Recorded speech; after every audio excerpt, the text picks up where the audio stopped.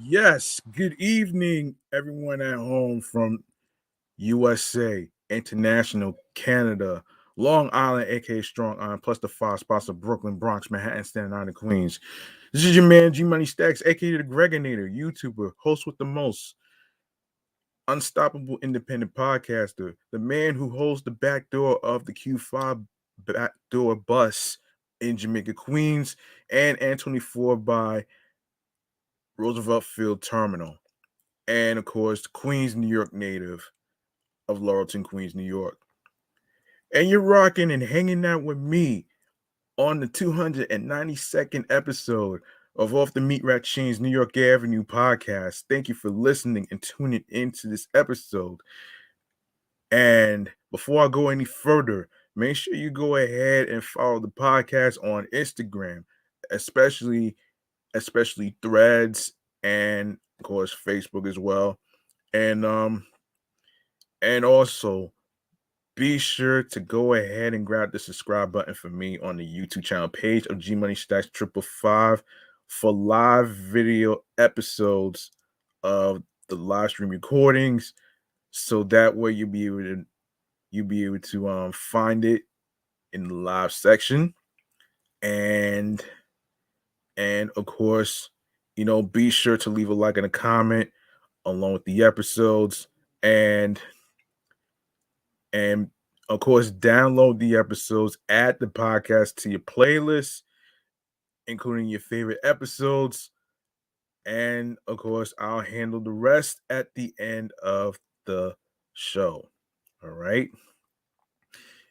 Yes. So we're live and direct from YouTube and StreamYard and YouTube, actually. Yes. So without further ado, I do have to mention something about the BQE. So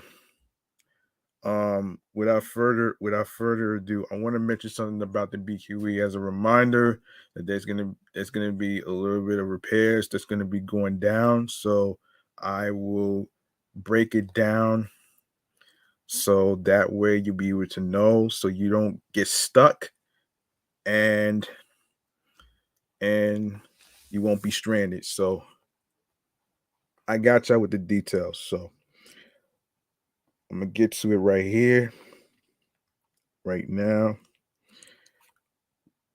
with this. Hold on a second. I'm sorry. Wrong button. Yes. Yes, this is the New York Mass Transit Files right here. Let's get into it right here, right now. All right. So I'm going to get into it right here, right now. So let's get into it here. Hold on.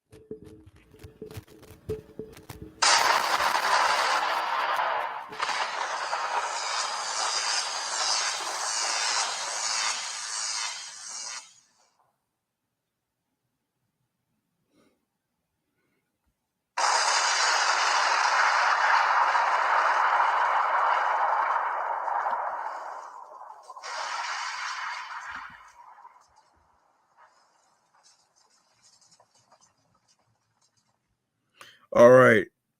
A little reminder about the BQE, which I will get into right here, right now. So hear me out on this.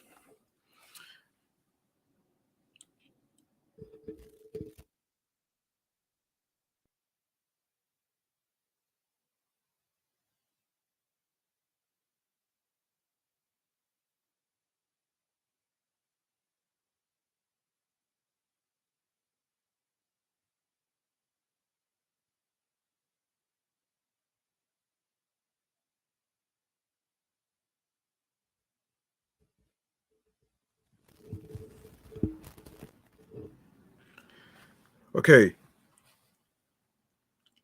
This is from amny.com. Attention all drivers, parts of the Brooklyn Queens Expressway, which is the BQE, are closing down this weekend. And here's some details. Here's what you need to know before you hit the road. All right.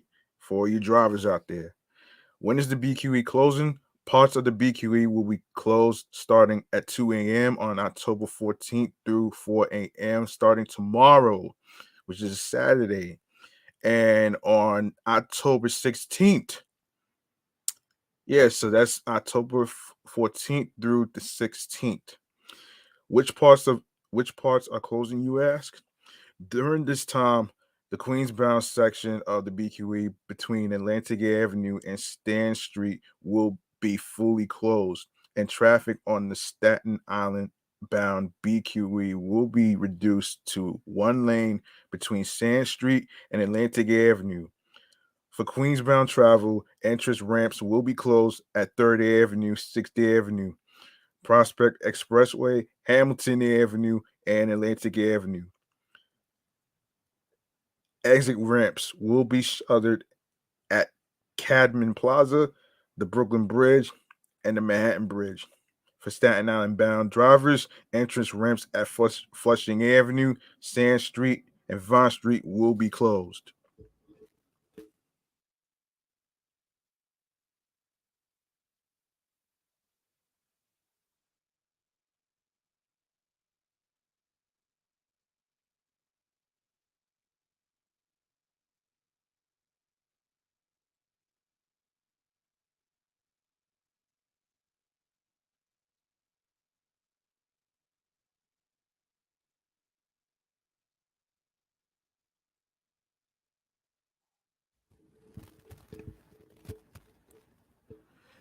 Why is the BQE closing, you ask? The popular roadway is long overdue for repairs. The Department of Transportation will be adding additional concrete and reinforcing steel bars to stretches of the crumbling cantilever near Clark Street and Grace Court to help ensure the structural longevity of the BQE. Is any public transportation affected? Those who utilize public transportation should be fine, with the exception of those who take the the B67 and B79 bus stops. For these lines at Pearl and Sand Streets will also be closed as a result of the construction. Where can I drive this weekend if not on the BQE? For those who absolutely need to drive in that area, fear not. Traffic will be redirected to local streets for the duration of the closure, with tons of signage telling you where to go.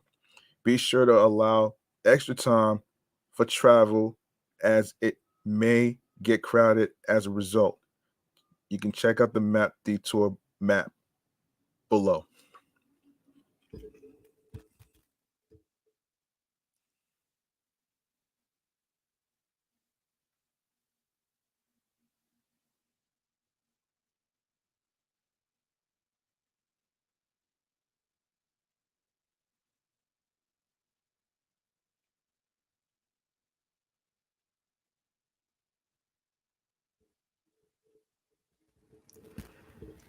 That is the details of the BQE closing down for October 14th through um the 16th. So you can look at the map on the website at amny.com for all you New Yorkers out there. All right. So there you have it right there. Um next we have next we have a teen in Queens that was struck by an MTA bus on an electric scooter. Damn, son. That's crazy, man. So, a Queens teenager died Monday after being struck by an MTA bus while riding an electric scooter, capping off a deadly weekend on city streets for those on two wheels. Police discovered 18-year-old Saad Muhammad lying in the roadway with traumatic injuries at 168th Street and 89th Avenue in Jamaica, Queens, just after 9:30 p.m. Monday. The teen, a Howard Beach resident, was taken to Jamaica Hospital, where he was pronounced deceased. Sheesh. Damn, son. Damn. That's crazy, man. Wow.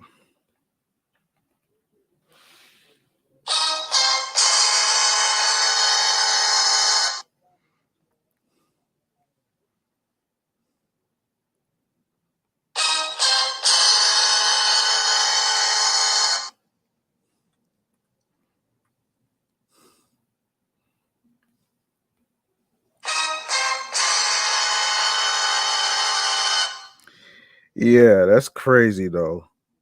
That's really crazy.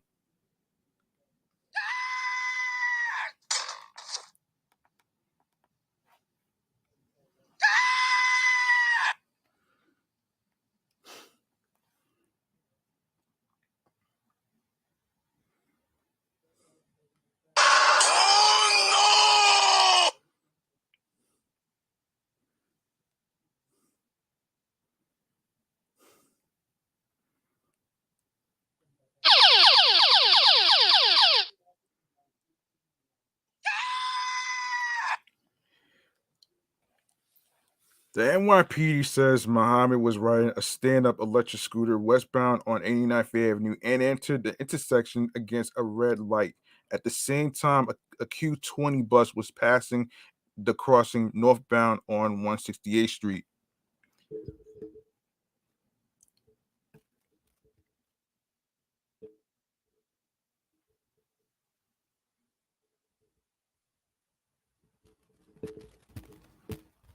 At that time, Muhammad reportedly fell from his scooter to the roadway right in the path of the bus's front tires.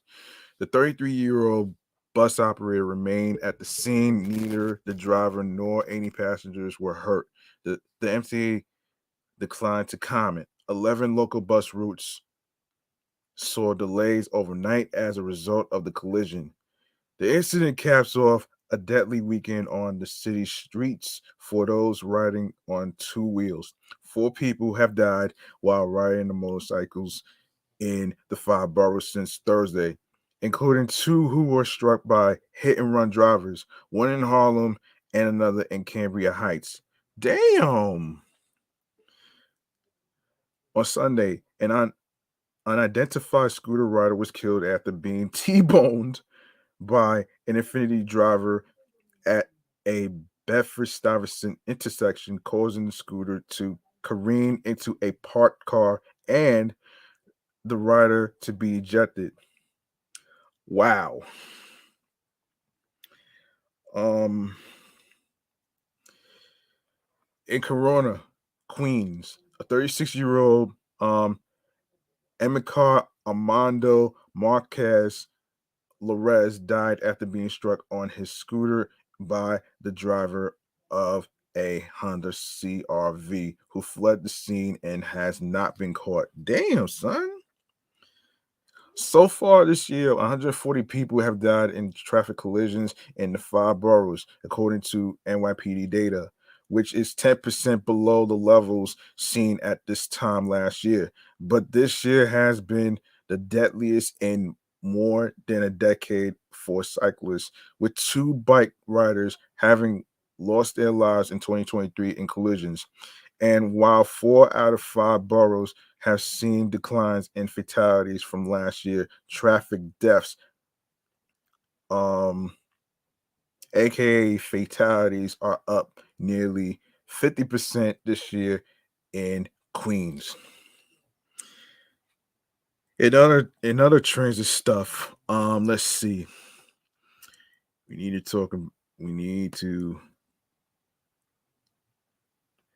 We need to talk about in other Queens. In other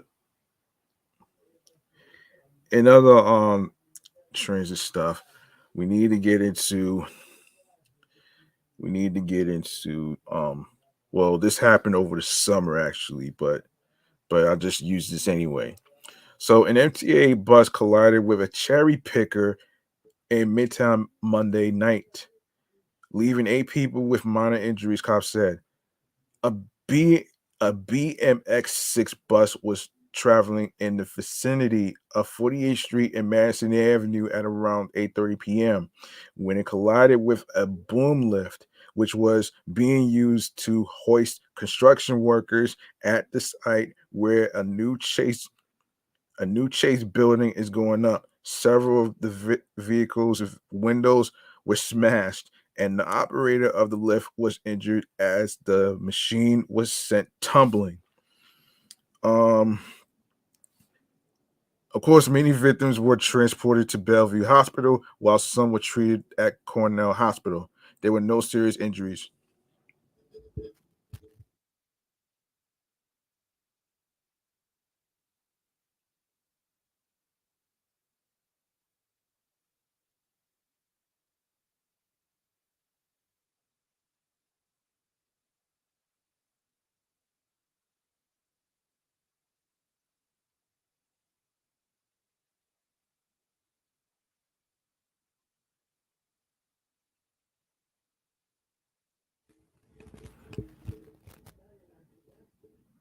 It was so scary. One woman told AM New York Metro she was ushered to a nearby ambulance.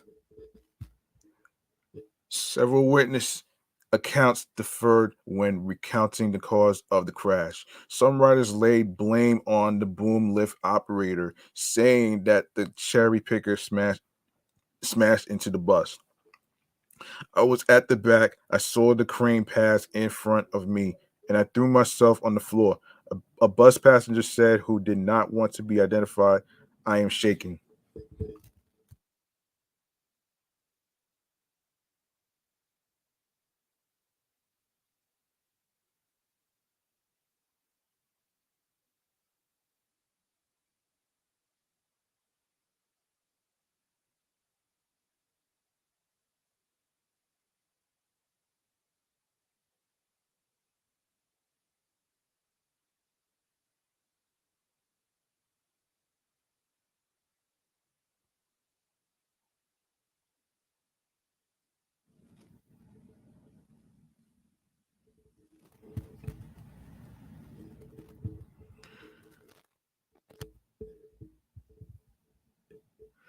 Workers at the construction site told a different story, charging that the bus driver zoomed into the boom lift, rocking its operator. I couldn't believe it happened. The bus driver. These guys fly around us and they don't pay attention, Sean McIver said. The bus hit the basket of the lift. He was driving it. It snapped the side of the basket. He is shook up. Of course, there was no comment, so you know what I'm saying. So there was no response. So anyway, in other stuff, in other transit stuff, yeah, in other transit stuff, we need to get into so the MTA decides to create an app. I don't know what's wrong with the other one, but this one is a little different. So let's get into it right here. So how can we make transit more convenient and more accessible? It's a question my team and I keep coming back to as the MTA and region continue to bounce back from the slamdemic. Excuse me. Enter the new MTA app, which launched in beta last week as the new one-stop shop for all things transit. Riders can now access service alerts, schedules, crowding conditions, elevator status, updates, and more for all MTA agencies, including paratransit, in one place. In just one or two taps, you'll have everything you need to plan your trip. Whether you are riding the subway, bus, Long Island Railroad, Metro North, or access a ride. Customers can even opt into sharing um, anonymized location data to get real-time location-based notifications for their individual journey, which benefits not just riders but the MTA also. We're going to be able to use that data to better understand to better hold on a second, folks. Hold on a second.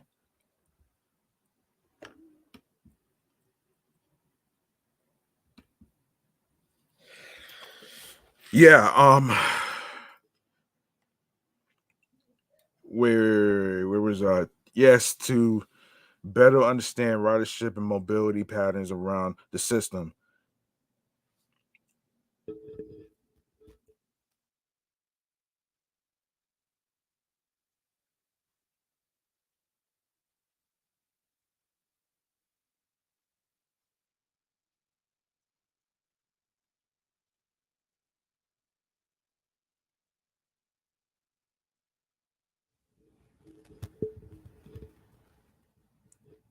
We're going to be able to use that data to better understand ridership and mobility patterns around the system.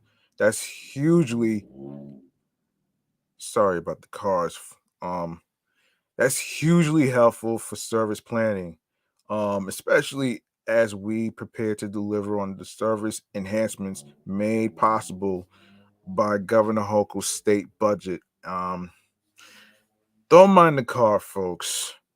Um, Phase two of the planned subway service increases we announced back in May took effect this month, starting with shorter midday headways during the week on the C, N, and R lines. Weekends are also getting a boost with increased frequencies on the 1 and 6 lines. Instead of coming every 8 minutes, trains will now arrive every 6. It might not seem like much, but waiting on a hot platform, those precious minutes add up. And there's more to come over the next year.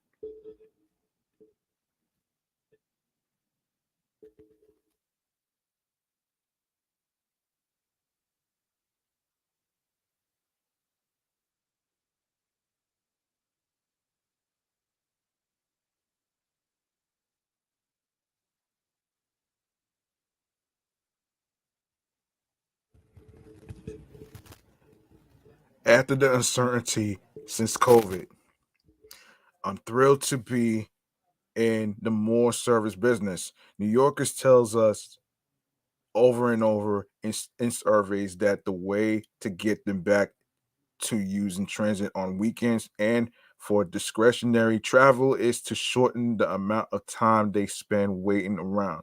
That takes investment, which as I said, we got this year from Governor Hochul and the state legislature.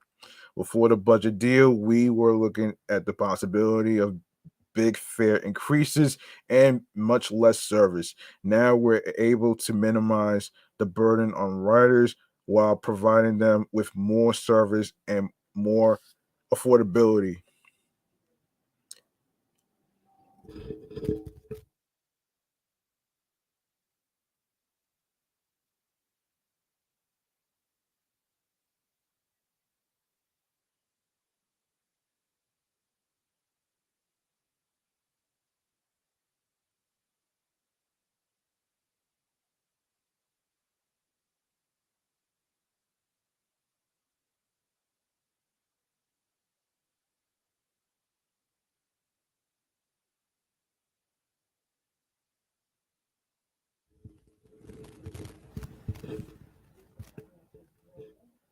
The advent of Omni really allowed us to get creative with fair promotions. The Lucky 13 program has been helping riders get the best deal for more than a year. Now it's expanding on a rolling basis. Instead of starting every Monday by default, a 7-day cap starts with your first Omni tap, no matter when it takes place. we hope the added convenience will accelerate the transition to Omni for New Yorkers. It's no secret that ridership exploded when the MTA switched from tokens to the MetroCard, and Omni is the next step to make it easier to pay for all your travel. So long as I'm chair and CEO, this MTA won't stop looking for opportunities to make the transit system more attractive. Customer appeal is our number one priority. Okay. Okay, that sounds great and all. I mean, that sounds great and all. I mean, I just wish there's other ways to actually care about the safety of people, especially, hopefully you're aware of being, you know, being struck by random individuals who are being pushed to the tracks. So yeah. But that's the first step though, man. I mean, you know what I'm saying? That's the first step, making service better and caring about the people's safety. That's pretty much what that is. So anyway, let's get into let me see. All right, I'm sorry about that. All right. We got a recent passing that we have to get to. Um we got a recent passing that we need to get into, which is um which is one of Timberland's partners that's been in music videos and a segment that I like to call chatting or the jazz. All right. So let's get into it right here. And right now. Okay, one moment.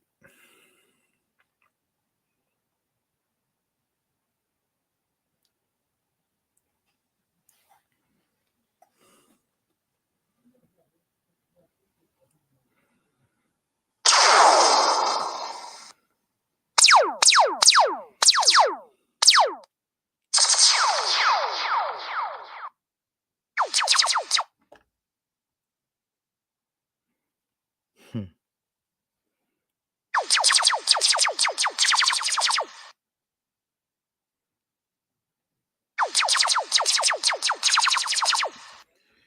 Okay. Like I said, we have a passing um by the name of Magoo. Yes. I didn't know he was 50. I did not know he was 50, man. That's crazy. Um, so this is according to Complex, right? So the Norfolk, Virginia rapper was known for his collaborations with Pharrell, Timbaland, Missy Elliott, and the late great Aaliyah Magoo, dead at age 50. Magoo has passed away at age 50, TMZ confirmed. The news of Magoo's death was first revealed on social media. A cause of death has not been disclosed.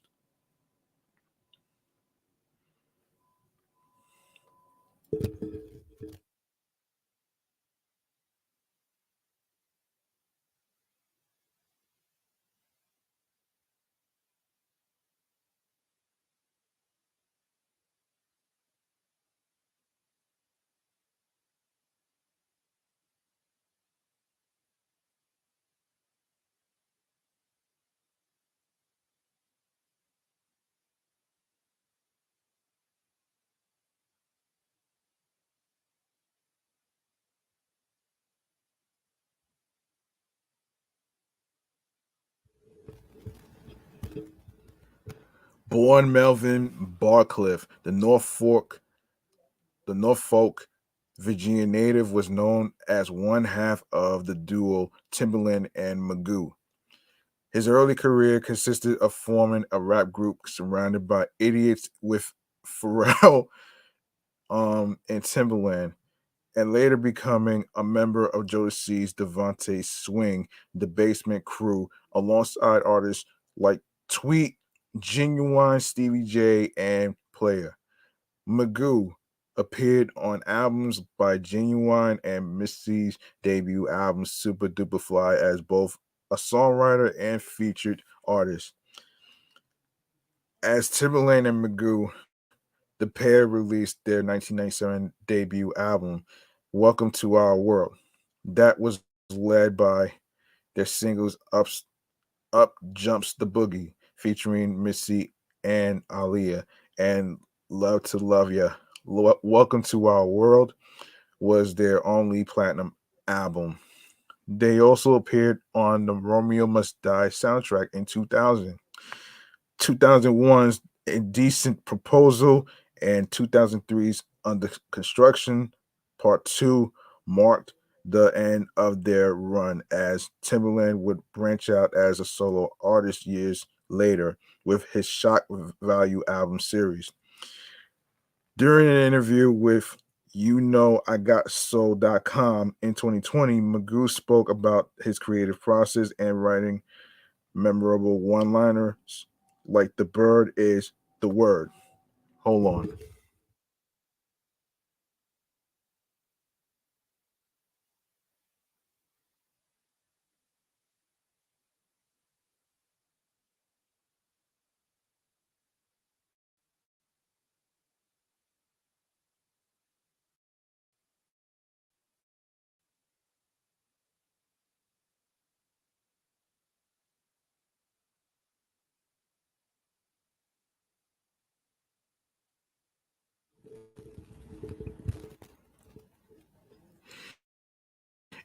It was intentional.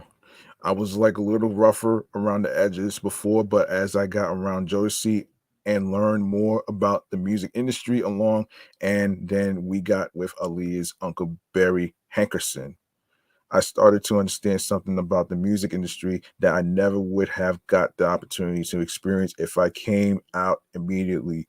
People always remember when you say certain things like, what you talking about, Willis? Gary Coleman was a child actor, but his career is remembered because of that one line. Biggie even put that line in his lyrics. Me and Timberland had a conversation, and he was like, you can either sell 200K or we can sell a million records, but you have to decide what that's going to be. If I just did that hip hop that I was doing, that was just doing for the cats on the block, I don't think anybody would know me at all. That's what people don't understand when they talk about me, and I've heard about what people say about me. Just because a person comes out with a record a certain way, that doesn't mean that who that person is.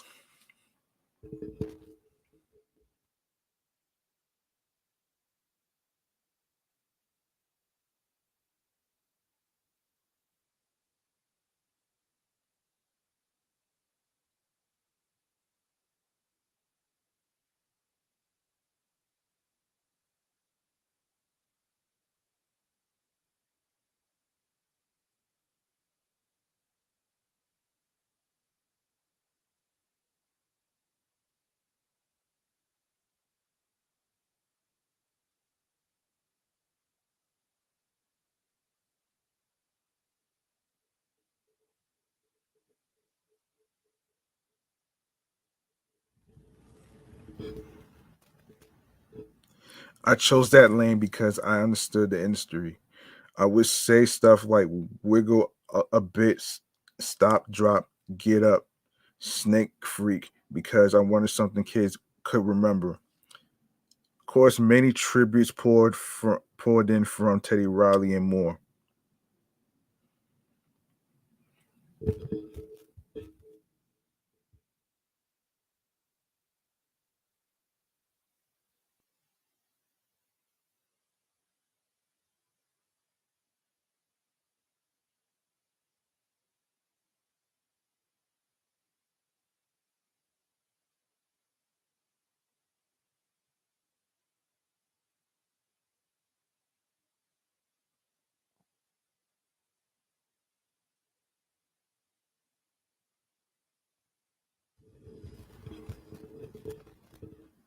So SIP to um Magoo.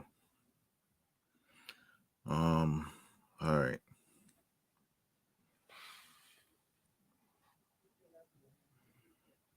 Hang on 1 second. Hang on.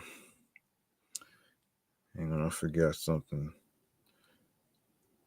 Forgot to add this. Hold on.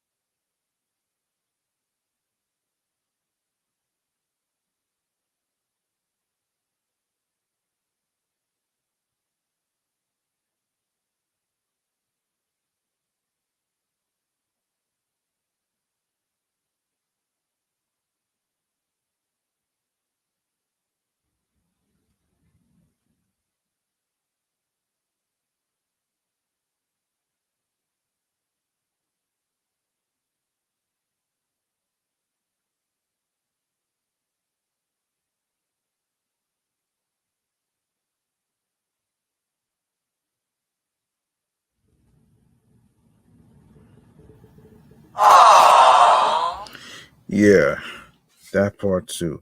Anyway, okay. Let's talk about the update of the writer strike, shall we? Um, but first, I got some good news and I got some bad news. All right. But before I get to the good news and bad news, Drew Barrymore got bullied by the people from the WGA. Ah, man. So this is from Variety. Though the Drew Barrymore show is preparing to go back on the air, its three head writers have declined to return with it. The development comes less than a month after Barrymore found herself in a firestorm of controversy for announcing a return to production before the WGA strike concluded. Oh gosh.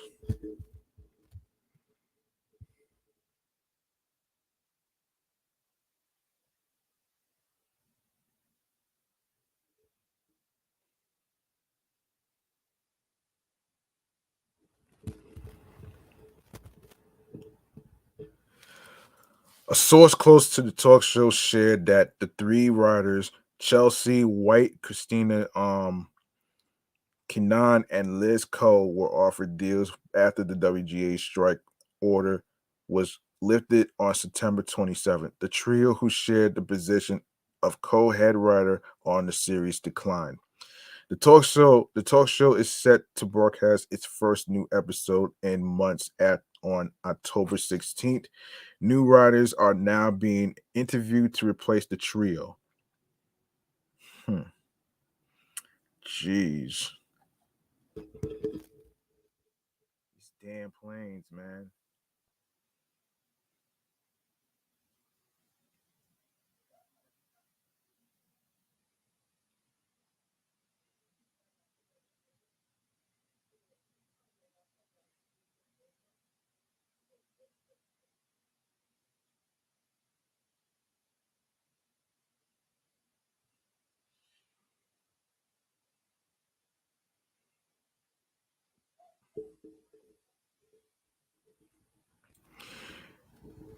Barrymore became a prominent target of union criticism in the final weeks of the WGA strike. The host announced plans for her talk show to return before the guild reached um let me see, yeah, reached a new contract with the Alliance of Motion Picture and Television Producers. Publicly doubling down on her decision with a now deleted apology video posted on social media, in which she stated, "I own this choice regarding the return." After that statement only amplified the controversy. Barrymore reversed her decision 2 days later.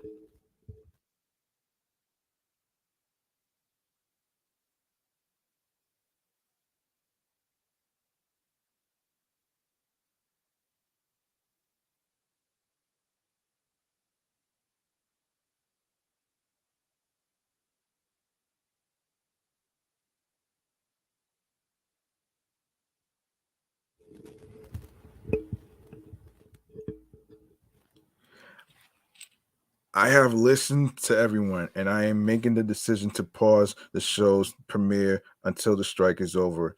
Barrymore wrote on Instagram on September 17th, I have no words to express my deepest apologies to anyone I have hurt, and of course, to our incredible team who works on the show and has made it what it is today. We really tried to find our way forward, and I truly hope for a resolution for the entire industry very soon.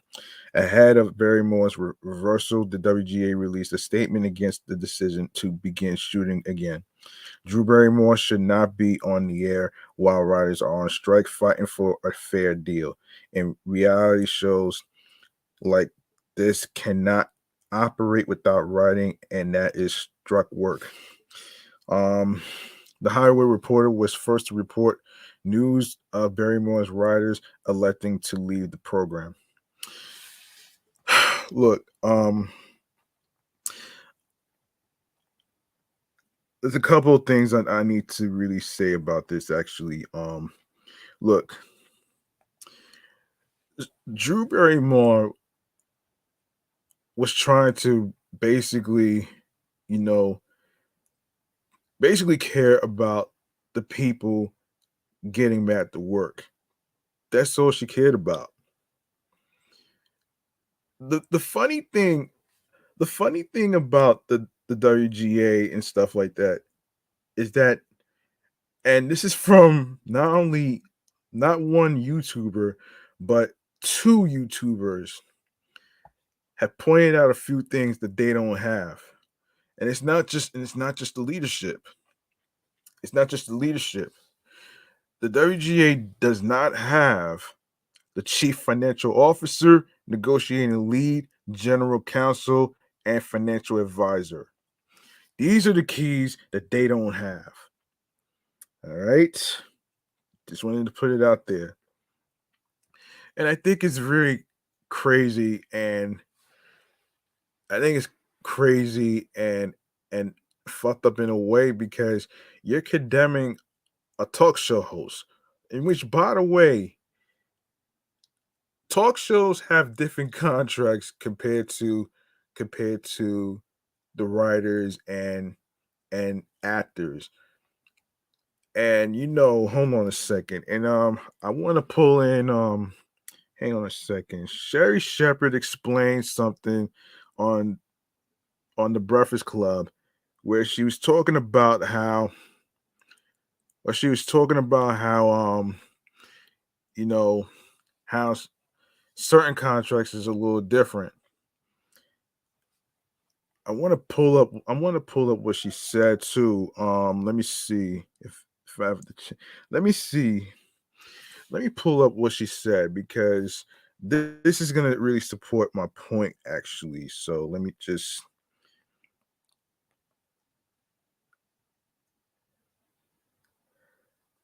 yeah, let me just um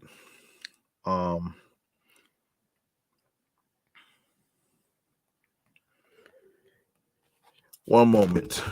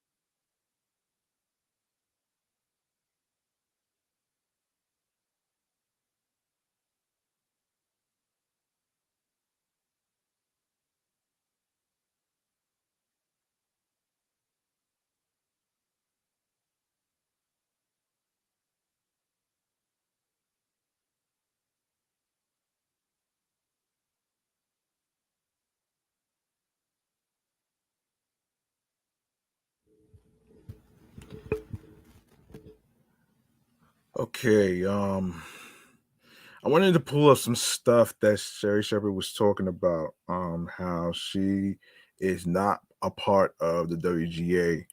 So this is from Entertainment Weekly .com, actually, the website, EW. Um okay, so she says, in quote, "You cannot replace this humor. You cannot replace this sass and AI. You cannot replace these boobs." That's cool. So Drew Barrymore, Bill Maher, and more talk show hosts have delayed their season, of course, until the resolution of the Hollywood writer's strike. But Sherry returned for its second season Monday, and the host broke down why she's back on the air in the season premiere.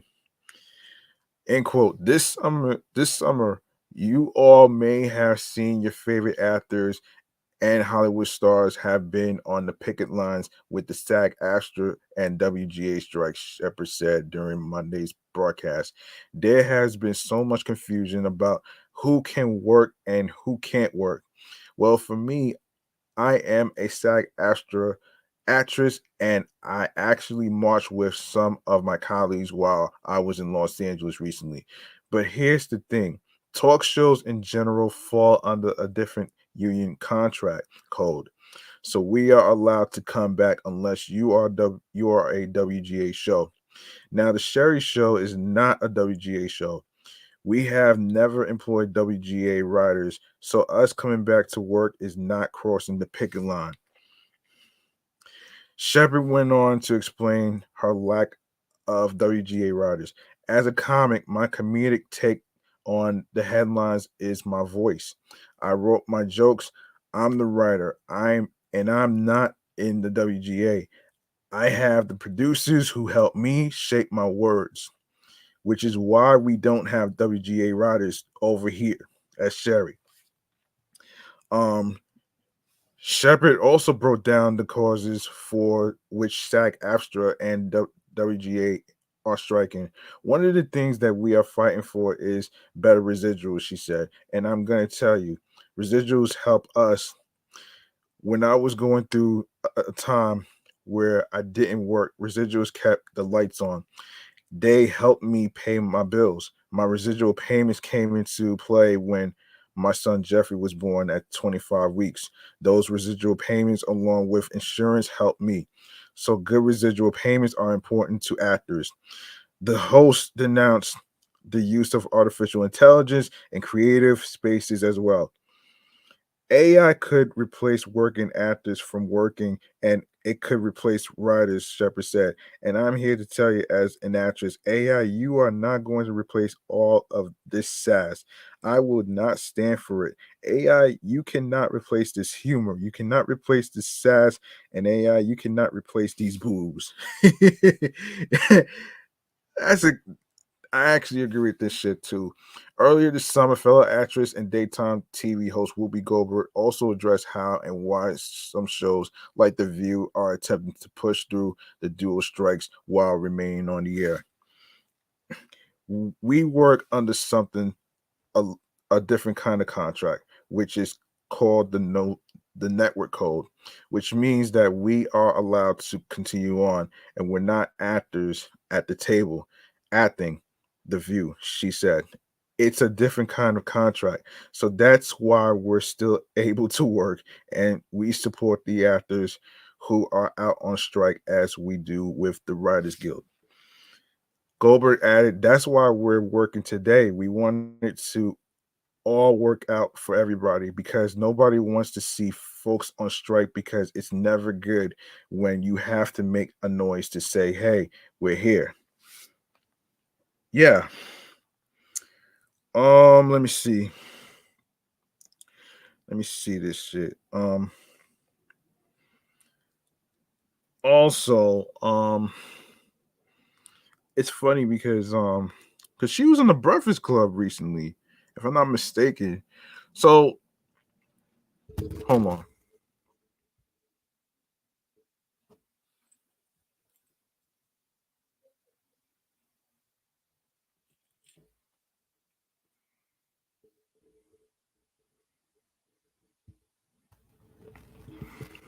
Okay, so Sherry Shepherd attempts to clear any confusion regarding the Sherry Show's return amid the WGA SAG Astro strikes in her season 2 return on Monday. Oh yeah, I already yeah. So let's see. Let's see what else she says. Um, let me see what else she says. Hold on a second. Um, hold on a second.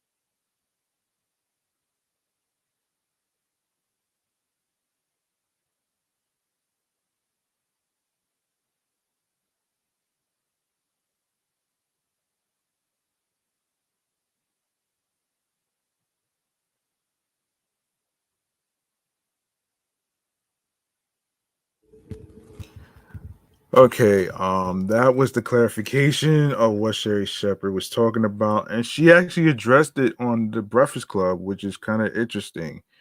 So, so yeah, there you have it right there. All right, so let's get into okay. So I want to start with the bad news. I want to start with the bad news first before I get into the good news. All right, so and this is from Vanity Fair.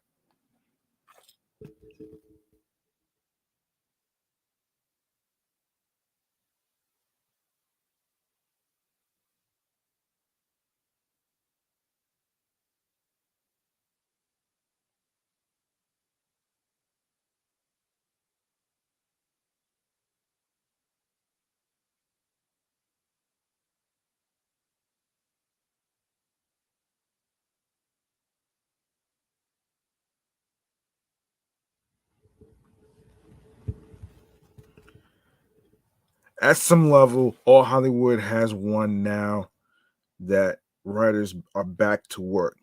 The Writers Guild of America called the end to its strike on the evening of Tuesday, September 26th, and the entertainment industry's engines began to rev back up after sitting idle for 148 days.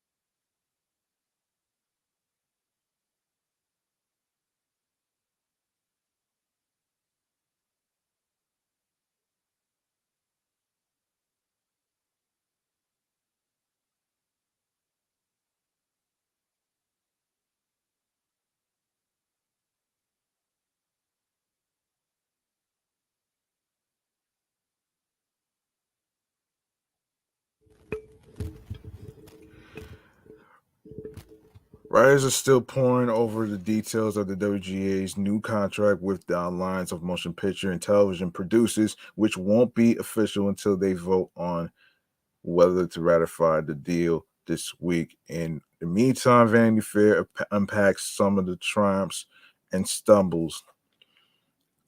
All right, so let's see. Um, hang on.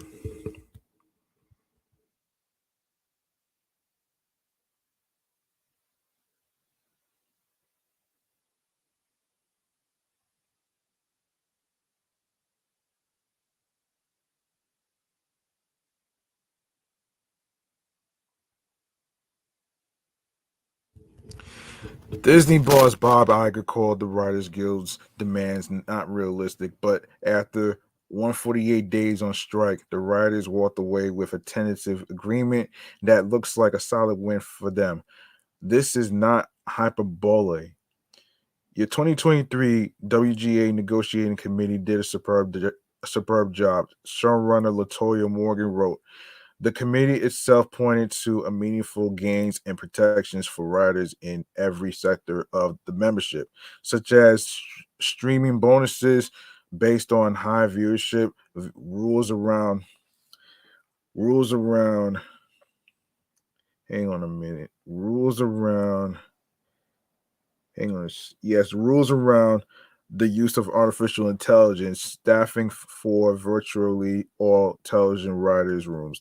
Even if they didn't get everything they fought for, the WGA estimates that the deal is worth nearly three times the studio's original offer, and it made other important, if less easily quantifiable gains too, reminding the town of writers' power in forging solidarity with SAG-AFTRA and other unions. Home.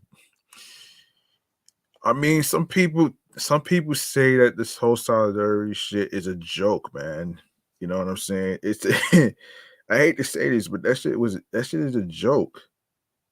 All right, so writers social media. Who knew writers could be so eloquent and funny? Yeah, okay, everyone.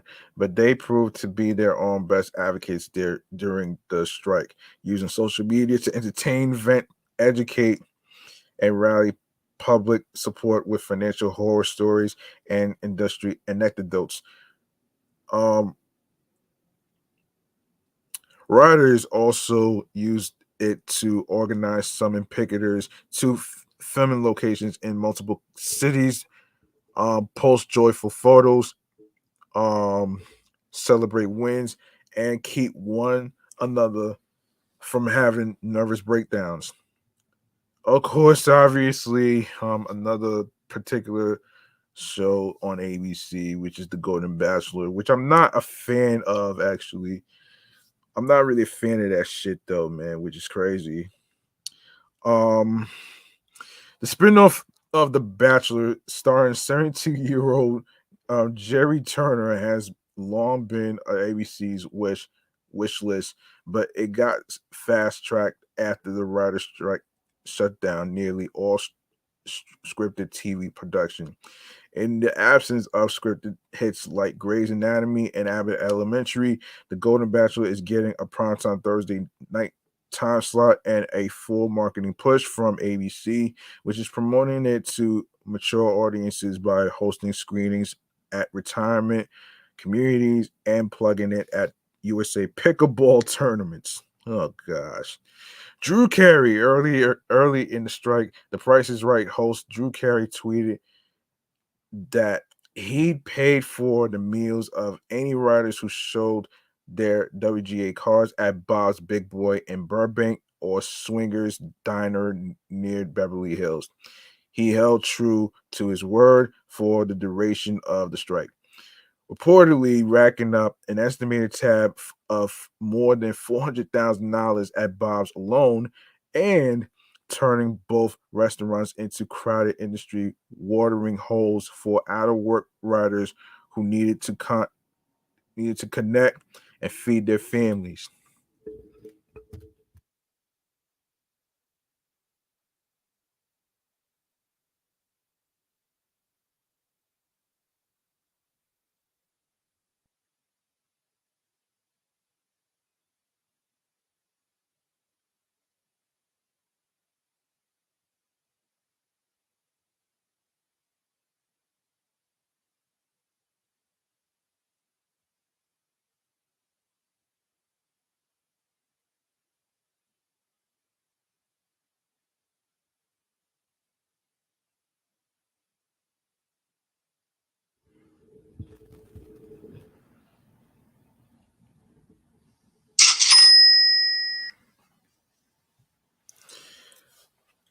Okay,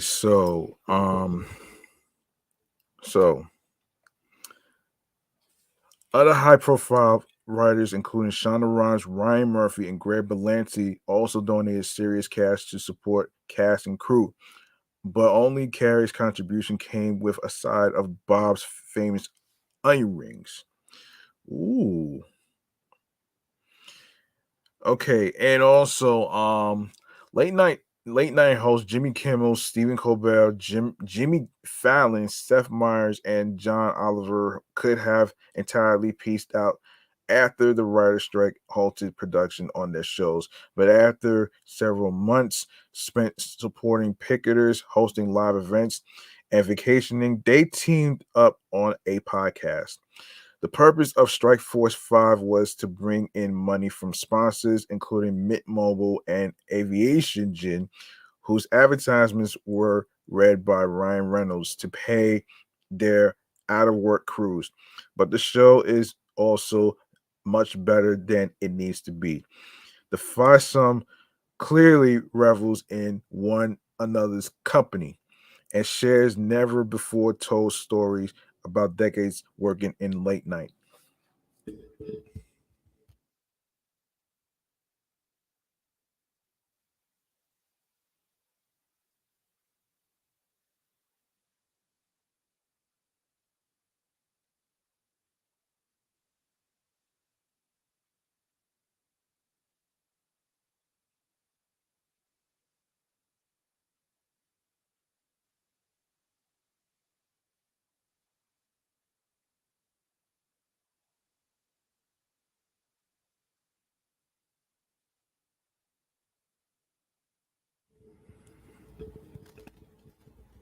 In one episode, Fallon, who seems to have emerged largely unscathed by toxic workplace allegations, makes the case for employing writers on talk shows when he stages a disastrous newlywed game style quiz with his co host wives.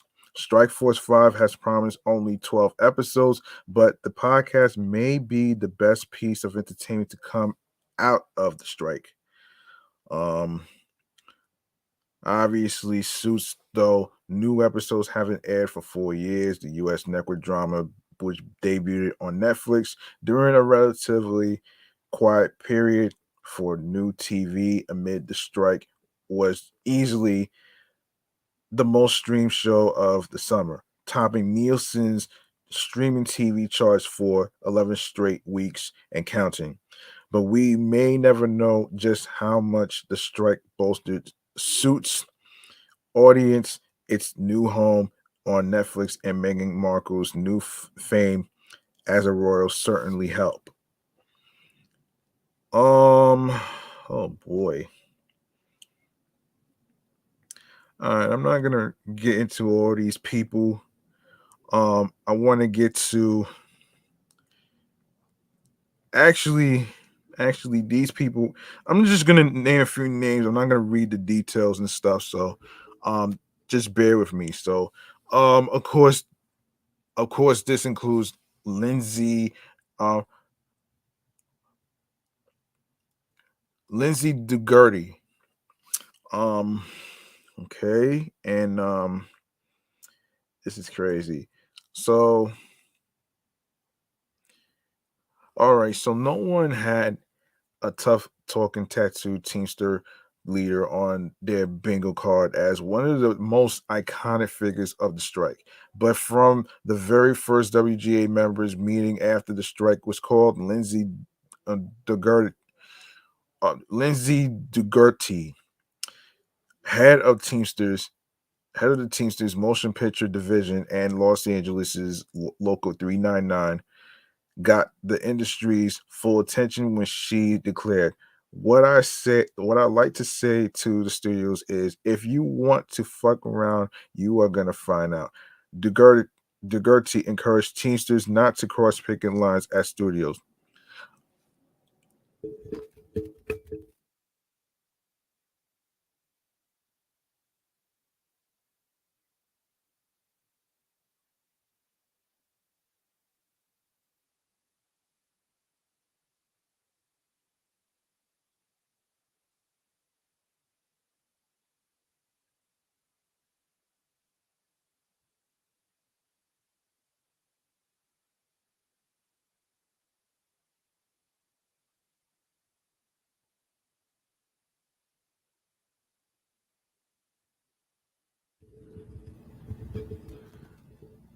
A move a move that wreaked havoc and convinced major studios to stop shooting.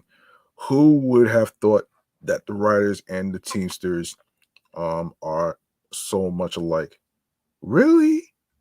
They don't sound alike to me. But anyway, she told Vanity Fair early in the strike, our thumb in the eye just looks a little bit different. Yeah, all right. Um Fake Carol Lombardini. Oh boy. Um When Carol Lombardini first appeared on X a few weeks into the writer's strike, some people mistook it for an official account. Oh boy.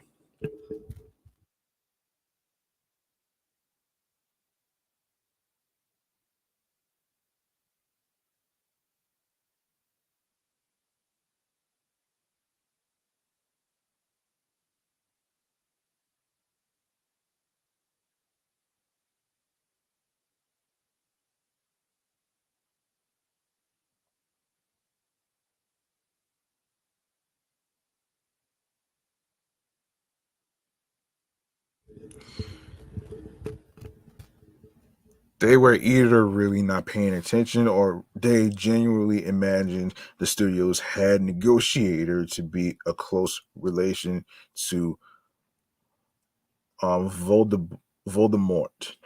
If writers hate mini rooms so much, wait till they hear about micro dungeons. Fake Carol tweeted. The accounts following grew, drawn by the insider quips about the imploding industry. Sure, the days of a stable career in TV writing were probably nice, but what if I could offer you a chance to work 5 weeks on a fancy show for people watch, which is then deleted from existence for a tax write-off 6 weeks later. The Wire creator David Simon called it a majestic and unrelenting campaign of la- lacerating parody, offering to take the impersonator out drinking. But so far, the account owner um, has chosen to remain anonymous rather than face the real Lombardi's wrath. Adam Adam Canova, Con- Conover, excuse me. How did the host of a true TV series become the puppet face of the strike? More than even WGA negotiating committee co-chairs Chris Kastner, who certainly got writers talking with his regular videos, speechifying. Um, Adam ruins everything. Adam Canova saw his public profile rise during the work stoppage.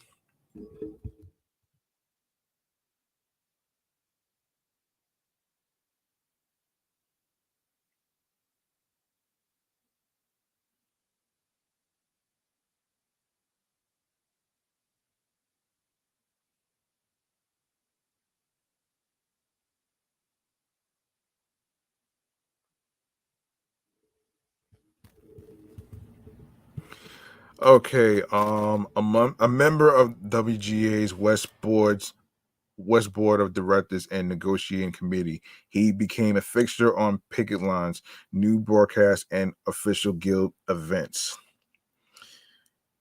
All right.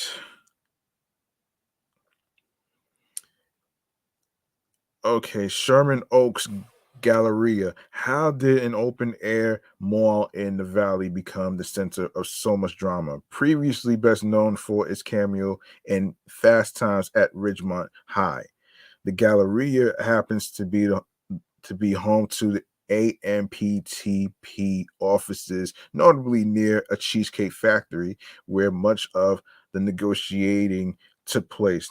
Will they release smoke over the Cheesecake Factory at the Sherman Oaks Galleria if we have a deal? The writer Gideon Yago joked on X as negotiations appeared to be nearing the end. Okay, now we go to the losers. The losers is Alliance of Motion Picture and Television Producers.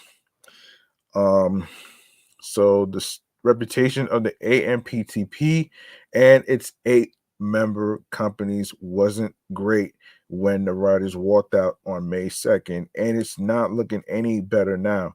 After that insisting that they wouldn't bend on several key issues, including AI protections, which is artificial intelligence, and data transparency. The studios and streamers did just that. While they have while they may have saved some money at first, they also lost hundreds of millions after production shut down. Warner Brothers Discovery, for example, has already said its annual earnings will fall short by between $300 million and $500 million. Jeez Louise, man. Jeez Louise.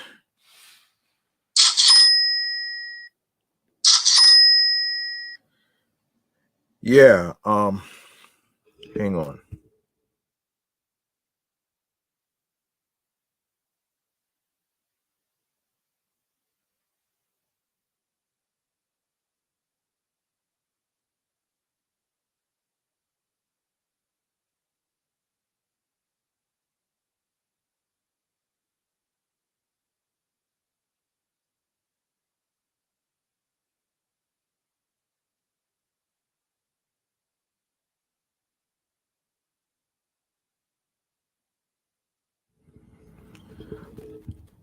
A source has characterized the deal as a compromise for both sides. And it's true that the WGA did make some concessions, including on the sides of minimum salary raises. But it's hard to spin the second largest, excuse me, the longest writer strike in WGA history as a win for studios. Studio chiefs, writers were looking for a villain and found one in newly minted Warner Brothers Discovery CEO David Zaslav, who was booed while giving a commencement speech and faced backlash when he hosted a lavish mid-strike party in Cannes. Other leaders made missteps too. Who can forget Bob Iger's comments from the Tony Allen and Company conference? But none felt the heat like Zaslav, who had already made enemies by cutting costs across his company and pulling shows from streamer Max. The anonymous executive who told Deadline that the end game is to allow things to drag on until union members start losing their apartments and losing their houses certainly didn't help the reputation of Hollywood suits. But to their credit, the leaders of the major studios and streamers saved face when they got in the room with the WGA to hammer out a new deal over a marathon 5-day negotiating session.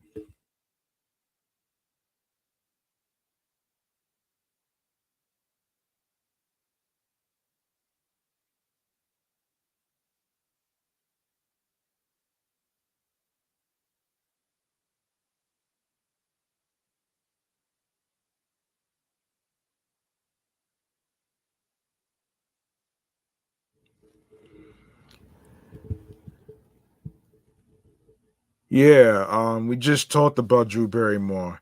Um, she'll be back October 16th. I believe Jennifer Hudson, with her talk show already came back already. Um, and by the way, the late night talk show host that I just mentioned in Strike Force 5, they returned to their late night talk shows already on ABC. Well, some in different channels, different networks to be honest. Yes. Hold on one second.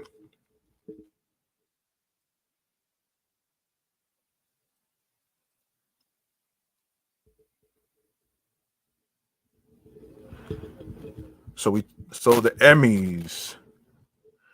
Hollywood sets its clock by award season, and the Emmys are central to broadcast TV and streamers. So it was a shock to the system when the Television Academy officially postponed the ceremony for the first time since 9/11, bumping it from September 2023 to January 2024. The delay dealt a blow to the FYC industry with its phalanx, phalanx of strategists, publicists, stylists, makeup artists, and local restaurants and hotels, not to mention the loss of advertising for media entities like this one.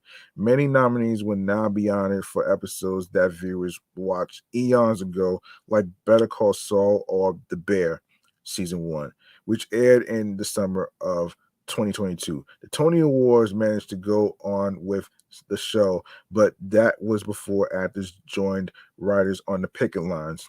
An Emmy ceremony without writers or actors. Well, as the Bears' Uncle Jimmy would say, you can't start at fucked, okay? So the Directors Guild of America, when the DGA struck a tentative deal with the AMPTP a month into the writers' strike, the guild characterized it as historic. Then the actors went out on strike too, and the directors were left on their own. The production shutdowns meant that filmmakers had little work to do this summer anyway. They risked the reputational issue of appearing less than totally concerned about other creators. As screenwriter Joe Russo noted on X, the WGA deal is a good one, but imagine how much it would have been if the DGA, excuse me, had actually stood with SAG and the WGA and fought. Of course, broadcast TV, the broadcast networks felt the effects of the strike long before streaming counterparts. Of course, overnight they lost two Jimmys, a John, a Steven, and a Seth. Saturday Night Live was also forced to cut its season early, denying viewers the opportunity to see hosting turns from Jennifer Coolidge, um, Karen Culkin, and Pistol Pete Davidson. Which by the way, he's in the movie Dumb Money. Yeah, I should go check it out too. And network programmers very quickly had to start shuffling their fall TV schedules. Abbott Elementary was supposed to convene a writer's room for season three the day that writers went on strike. Writing was also supposed to be underway for Grey's Anatomy, Ghost, Night Court, and a whole constellation of Dick Wolf dramas. Instead, expect a lot of football and reality TV programming to hit the airways this fall. Oh gosh. All right. All right. So the real Carol Lombardini. To be fair, she makes a very sweet living, but the AMPTP president became the target the of much of the creative community's ire when she found herself presiding.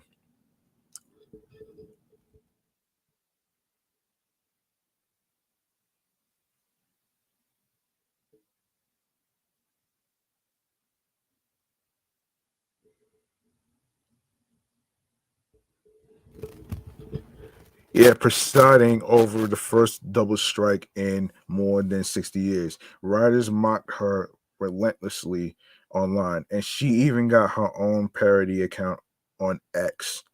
The job of wrangling eight um, desperate studios and streamers during a major labor negotiation isn't easy, and she made some moves that frustrated striking writers. The New York Times reports that she resisted returning to the negotiating table with writers, only relenting after her bosses at the studios pushed her to do so.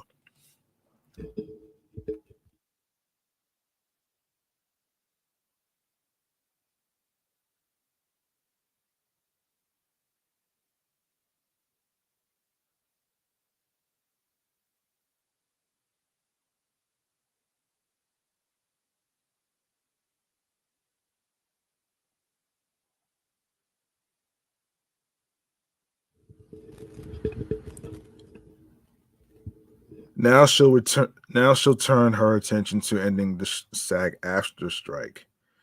Well, good luck with that one. California's economy. That's the bad news that I want to get to right here. Behind each movie or television show is a small army of workers behind the scenes bringing it to life, but also the much wider pool of humans keeping those workers afloat. That means that the ripple effects of a labor action are massive. Less money spent on things like car washes and haircuts, restaurants and groceries. So while Hollywood studios were trying to save money for their investors, California took an economic bloodbath. Damn.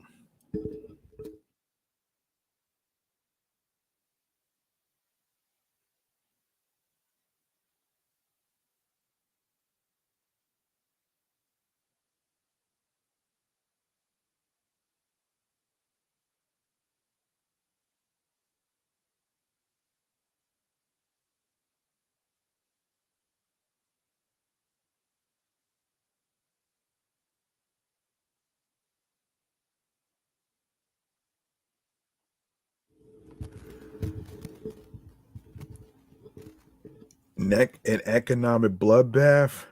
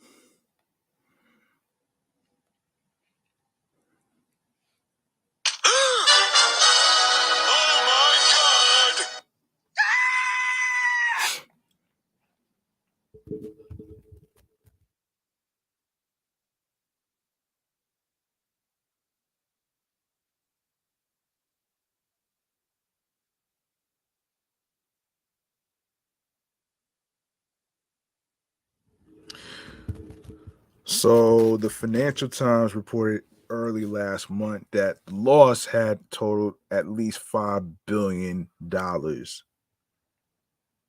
Damn, son. $5 billion for this shit?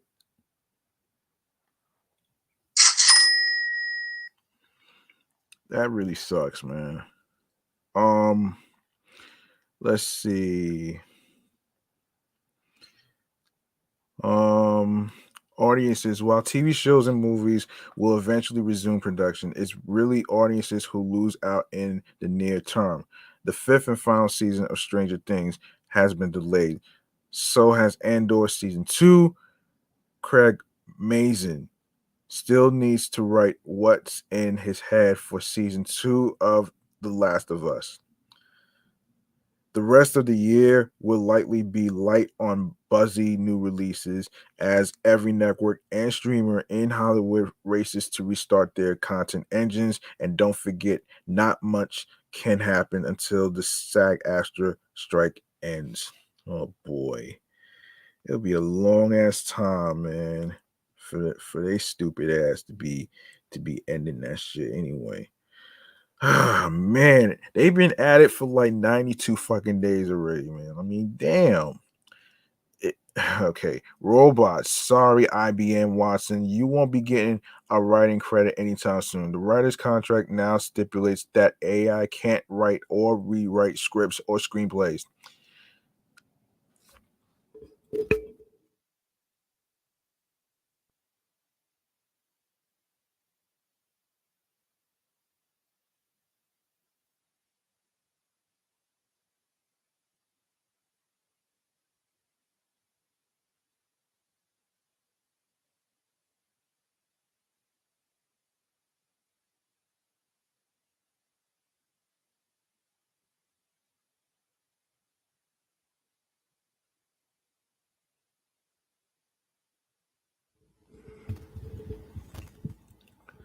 The studios also can't ask writers to rewrite material produced through AI for less money, and they can't require a writer to incorporate the technology into their work.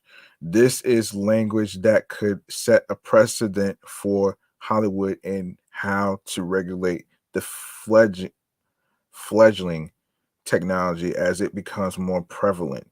The contract does leave a lot of room for experimentation with AI in the future, but who knows if the robots will even let us have a future. Oh gosh. Oh gosh. I mean, be careful what you wish for, folks. You know what I'm saying? Um, okay. Now to the bad news, according to the Hollywood Reporter, actually.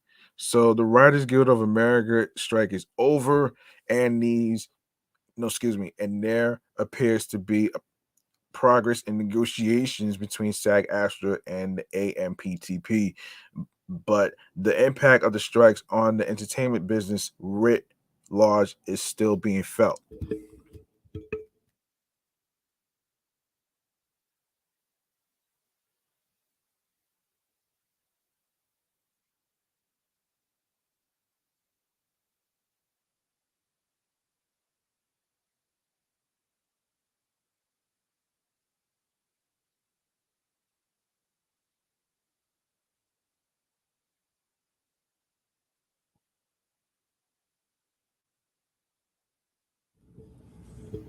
The U.S. Bureau of Labor Statistics released its September jobs report on Friday, and while it was a strong report for the country, the U.S. added 336,000 jobs overall, with the unemployment rate remaining steady. It also showed the continued impact of the strikes. According to the BLS report, the film and TV sector lost another 7,000 jobs in September after reporting 17,000 job losses in August. Employment in the sector has declined 45,000 since May, reflecting the impact of labor disputes.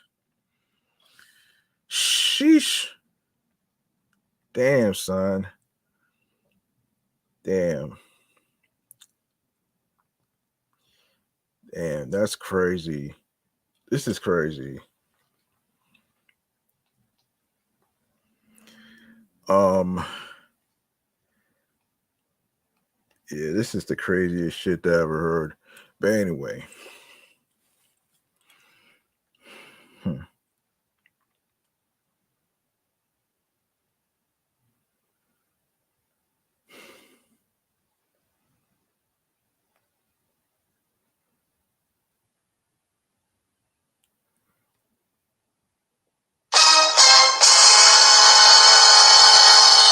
And I just heard recently in one of the YouTube videos that it seems like the people from SAG Astra and AMPTP has suspended negotiations, and I'm not even sure when they're gonna be returned to the table.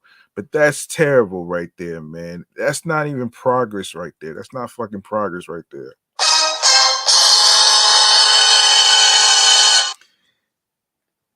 That's not progress to me, man. Honestly.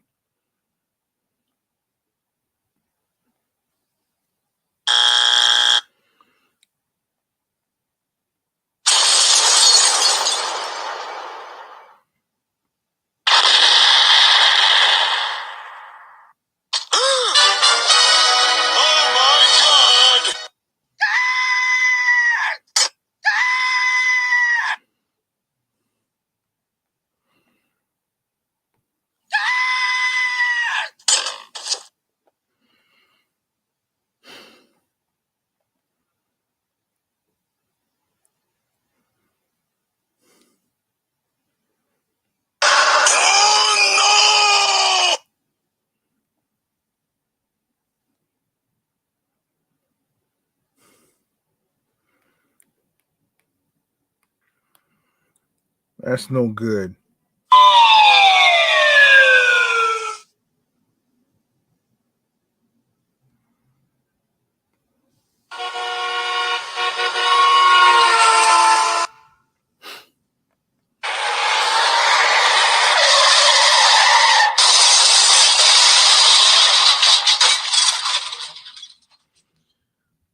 Man, I just wish they get this shit together, man. I really do. This is this is getting out of hand. I mean, 92 days and y'all can't even make a damn deal. Come on. All right. Oh man. So damn. Okay. So the WGA went on strike May 2nd with SAG-AFTRA joining them on July 14th. In other words, with a good chunk of the entertainment industry grinding to a halt and amid the writer and actor strikes, the industry shed nearly a whole Dodger stadium's worth of jobs. By contrast, the publishing sector added more than 6,000 jobs last month, while the telecommunications sector was effectively flat. Damn. The good news is that with the WGA strike over, productions are slowly returning to work. And once the SAG-AFTRA strike ends, there is an expectation that productions will resume quickly. The biggest question is if the tumult in the industry over the summer leads to any permanent job losses or if it will be limited as production resumes. Um, Damn, son. Let me see. I did look up something in regards to actually let me look up the economy for California in terms of the losses. Well, okay, California economy um money loss.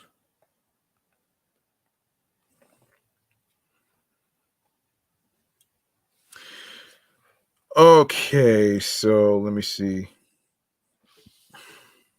Let me see.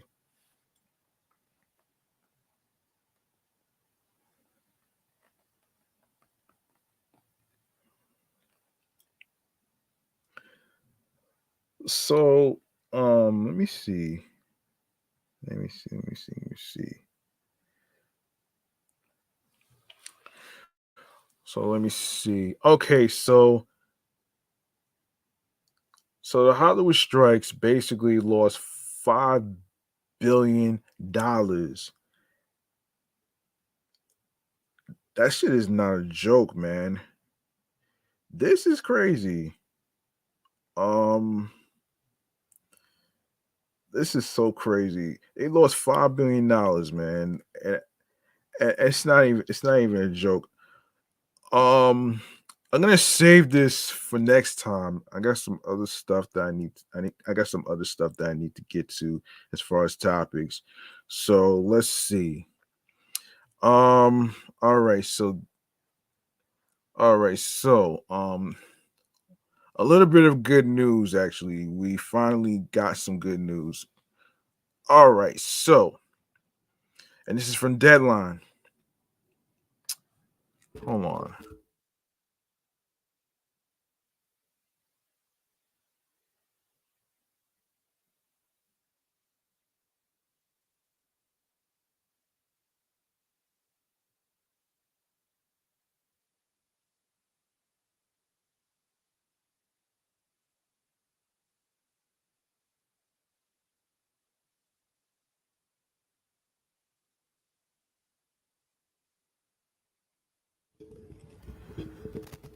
Okay, writers have officially approved their deal with the studios. This afternoon, the WGA members ratified its contract with the Alliance of Motion Picture and Television Producers, bringing to a final end to the strike that lasted for nearly 5 months.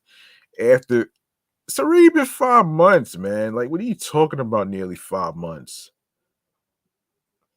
What the fuck you talking about? Nearly 5 months. It's already been 5 months already. May, June, July, August, September. Come on, son. Anyway, it's ridiculous. Anyway, after a week of voting, a vast majority of the WGA membership cast their ballot in favor of ratifying the 3-year minimum basic agreement. The contract is every 3 years, man. For you folks out there that's actually doing acting and all that other stuff, the contract that you renew every 3 years is still 3 years. It's nothing more than that. Anyway, some 8,525 valid votes, or 99% of WGA members, as the guild termed it just now, were cast by members of the 11,000 strong Writers Guild of America West and Writers Guild of America East. There were 8,435 yes votes and 90 no votes. The guild announced in an email sent to members, with major strides for scribes in terms of AI, which is artificial intelligence, guardrails, residuals, writers' room staffing. Look, let me just say this though, man, and I have to agree with Clownfish and Gigi Sparkles on this. Shouts to them for pointing out that you don't need fucking 12 people in a damn room. Like, what the hell do you need 12 writers for in one room? That makes no sense to me. You know what I'm saying? It's just crazy. Oh my gosh. Oh man. Um yeah, and data transparency as well as pay hikes. The now sealed deals, excuse me, the now sealed deal runs from September 25th, 2023 to May 31st, 2026. Monday's widely expected strong ratification result comes nearly 2 weeks after the two sides struck a tentative agreement on September 24th, ending the 148 strike, the second longest after the scribes' 1998 strike. So let me just give a quick side note on what SAG-AFTRA is doing. Actually, look, from so many YouTube videos I've been watching, they're striking against video game companies. Like, what the hell, man? Like, you got to be kidding me? Like, what the hell, man? What the hell for, man? Gosh, this is fucking insane, man. Like, really, really.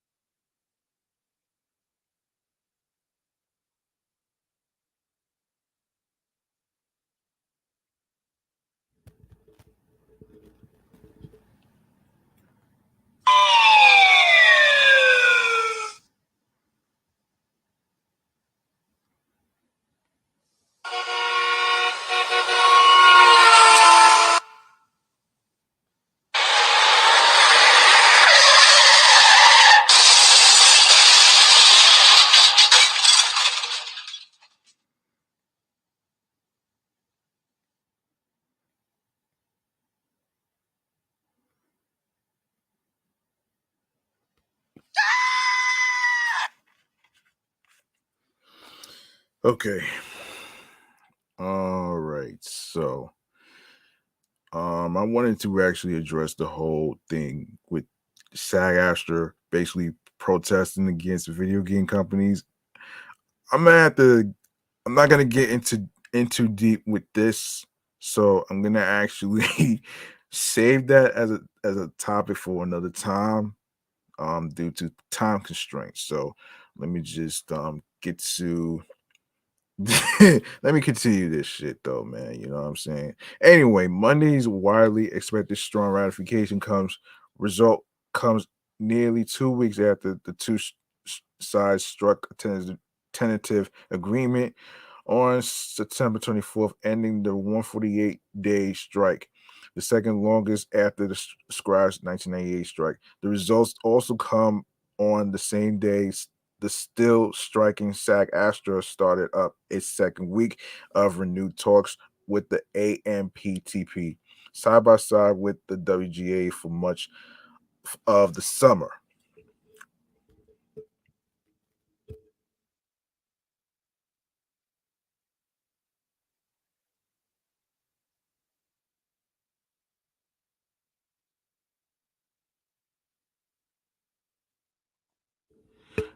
The 160,000 strong actors union hit the picket lines in mid-July. The WGA went out on its first strike in 15 years on May 2nd as its last contract with the studios and streamers expired. Picket lines went up all over NYC and LA and elsewhere in the USA, but the two sides did not speak officially for 100 days. Damn. Starting on September 20th, after the studio fumbled restart in August, Warner Brothers Discovery's David Zaslav, um, Netflix's Ted Sarandos, excuse me, um, NBC Universal's Donna Langley, and Disney's Bob Iger finally sat down directly with WGA chief negotiator Ellen Stutzman, as well as former guild presidents David Goodman and Chris Kaiser, and other members of the WGA negotiating committee in hopes of a breakthrough. On September 26th, 2 days after that breakthrough deal was achieved, the WGA West Board and WGA East Council both voted unanimously to recommend the agreement to their members and sent it out for a vote. At the same time, WGAW President Meredith Steinem, and WGAE President Lisa Takuchi, told members that they strongly endorse this proposed contract and encourage you to vote for its ratification. Today, both Steinem and Takuchi praised the massive mandate members gave the agreement. Through solidarity and determination, we have ratified a contract with meaningful gains and protections for riders in every sector of our combined membership.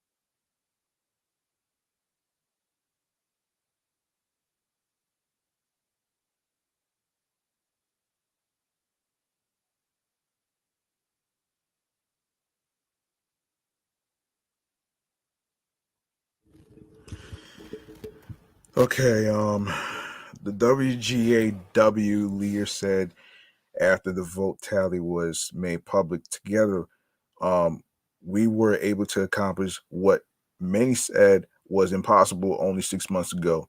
We would not have been able to achieve this industry changing contract without WGA chief negotiator Alan Stutzman, negotiating committee co-chairs Chris Kaiser and David A. Goodman, the entire WGA negotiating committee, strike captains, lot coordinators, and the staff that supported every part of the negotiation and strike.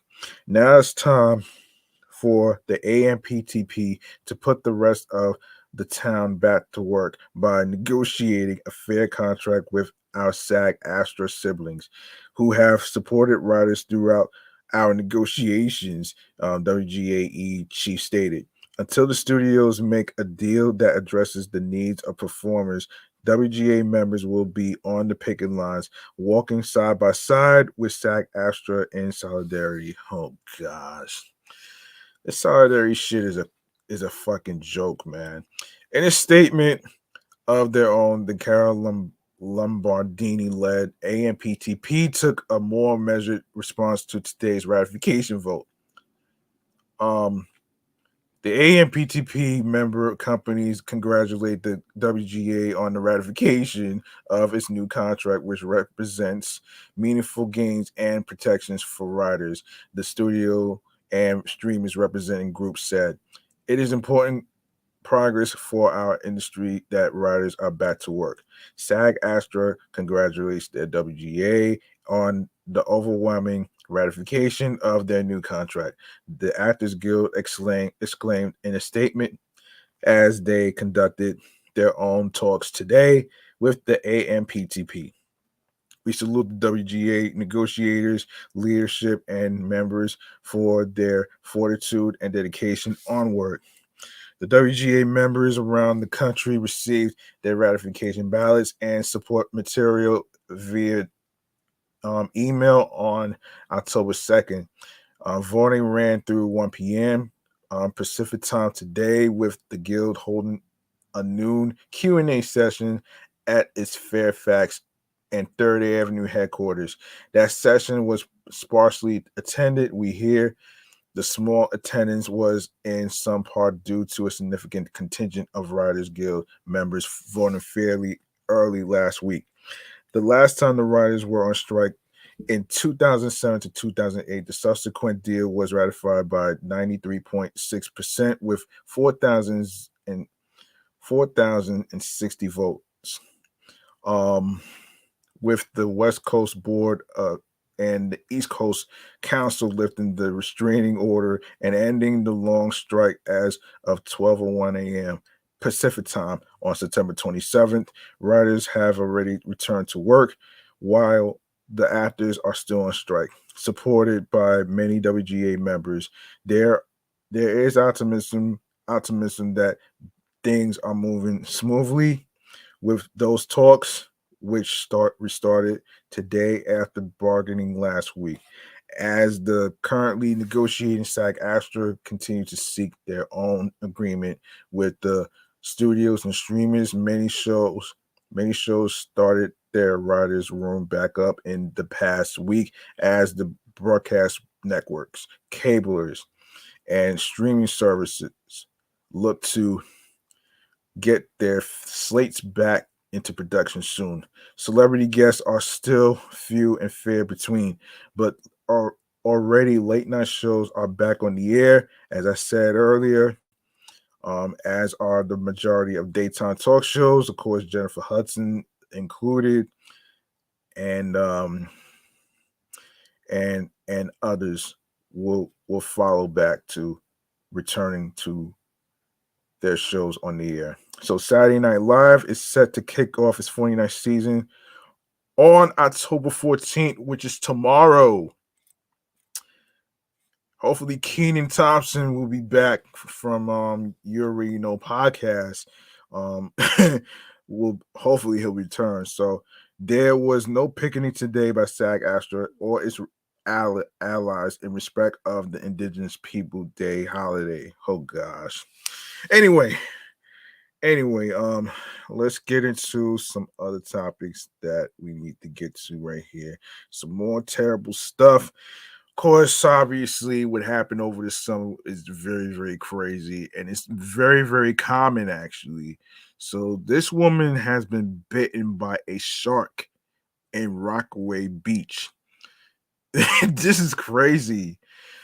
This is so crazy. A 50-year-old woman was bitten by a shark and suffered a gruesome leg injury while swimming at Rockaway Beach Monday evening. According to officials and sources, the woman was attacked in the water near Beach 59th Street just before 6 p.m., according to the city parks department, who said the incident was the first known shark bite at Rockaway Beach in recent memory. Um, and lifeguards raced to the injured swimmer, pulling her from the water and administering first aid before EMS arrived. This is according to the New York Post. Rescuers applied a tourniquet to the woman's leg, which was bleeding profusely, sources said. She was rushed to Jamaica Hospital in critical condition. Um, Officials said other swimmers were ordered to get out the water.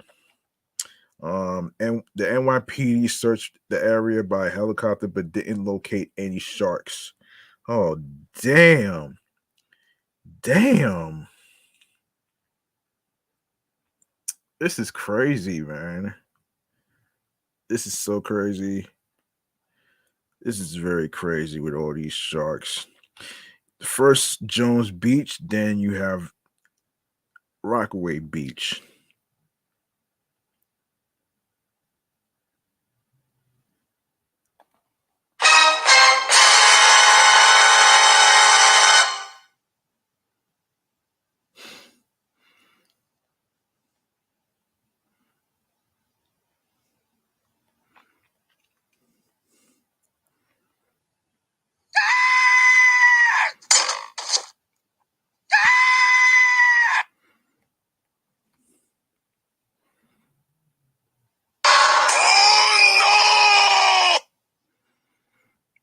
All right, all right, let me continue this because I need to really um get some of the topics out the way.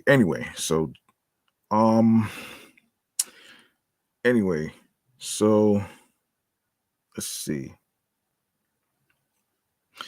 We hope for a full recovery for this swimmer, the Parks Department said in a statement.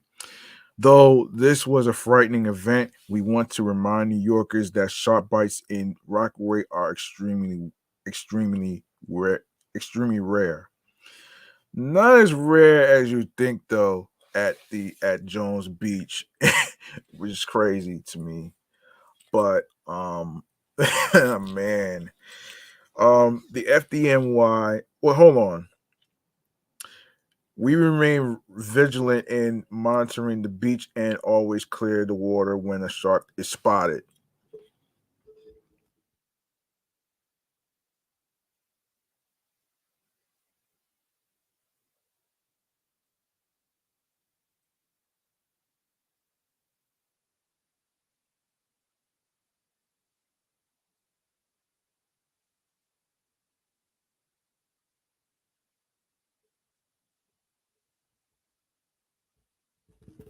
The FDNY previously said the swimmer suffered a major injury before the Parks Department provided more information late Monday. A member of the NYPD's Technical Assistance Response Unit was spotted flying a drone Monday night at the beach where the woman sustained her injury.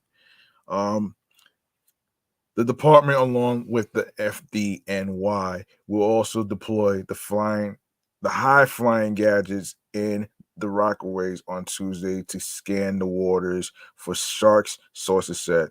Rockaway Beach will have a delayed opening of at least 11 a.m., which could be reassessed based on conditions, officials said.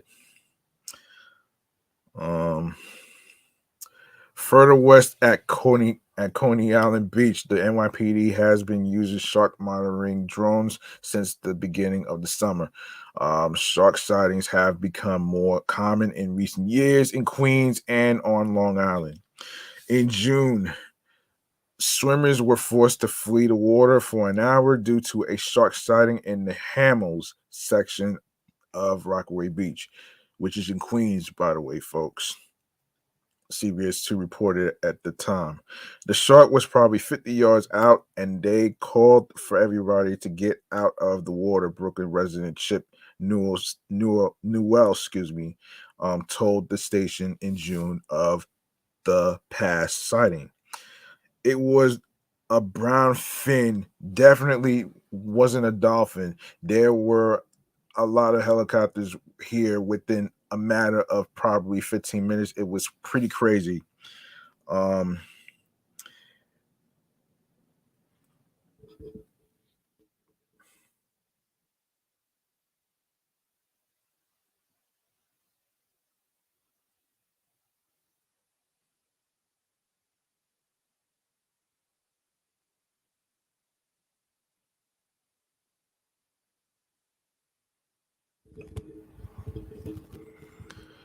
the Parks Department was forced to close Rockaway Beach for a day in July 2022 amid a heat wave due to shark sightings, um, but um, but Double F confirmed it would be the first shark attack in the area since 1953. There have been multiple reported shark attacks on Long Island this summer. Oh Lord, this is so crazy.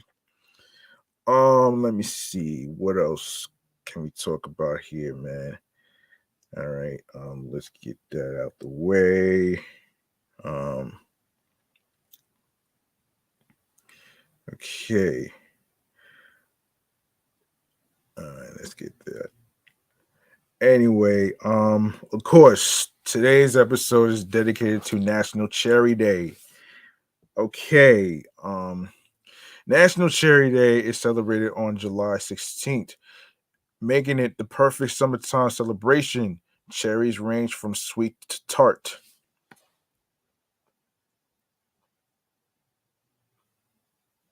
Yeah, sweet to tart. They come in shades ranging from red to yellow, and you can create a wide variety of dishes, desserts, and drinks with them. We can't blame George Washington for allegedly chopping down that cherry tree. Today, the U.S. cherry industry produces more than 650 million pounds of tart and sweet cherries each year.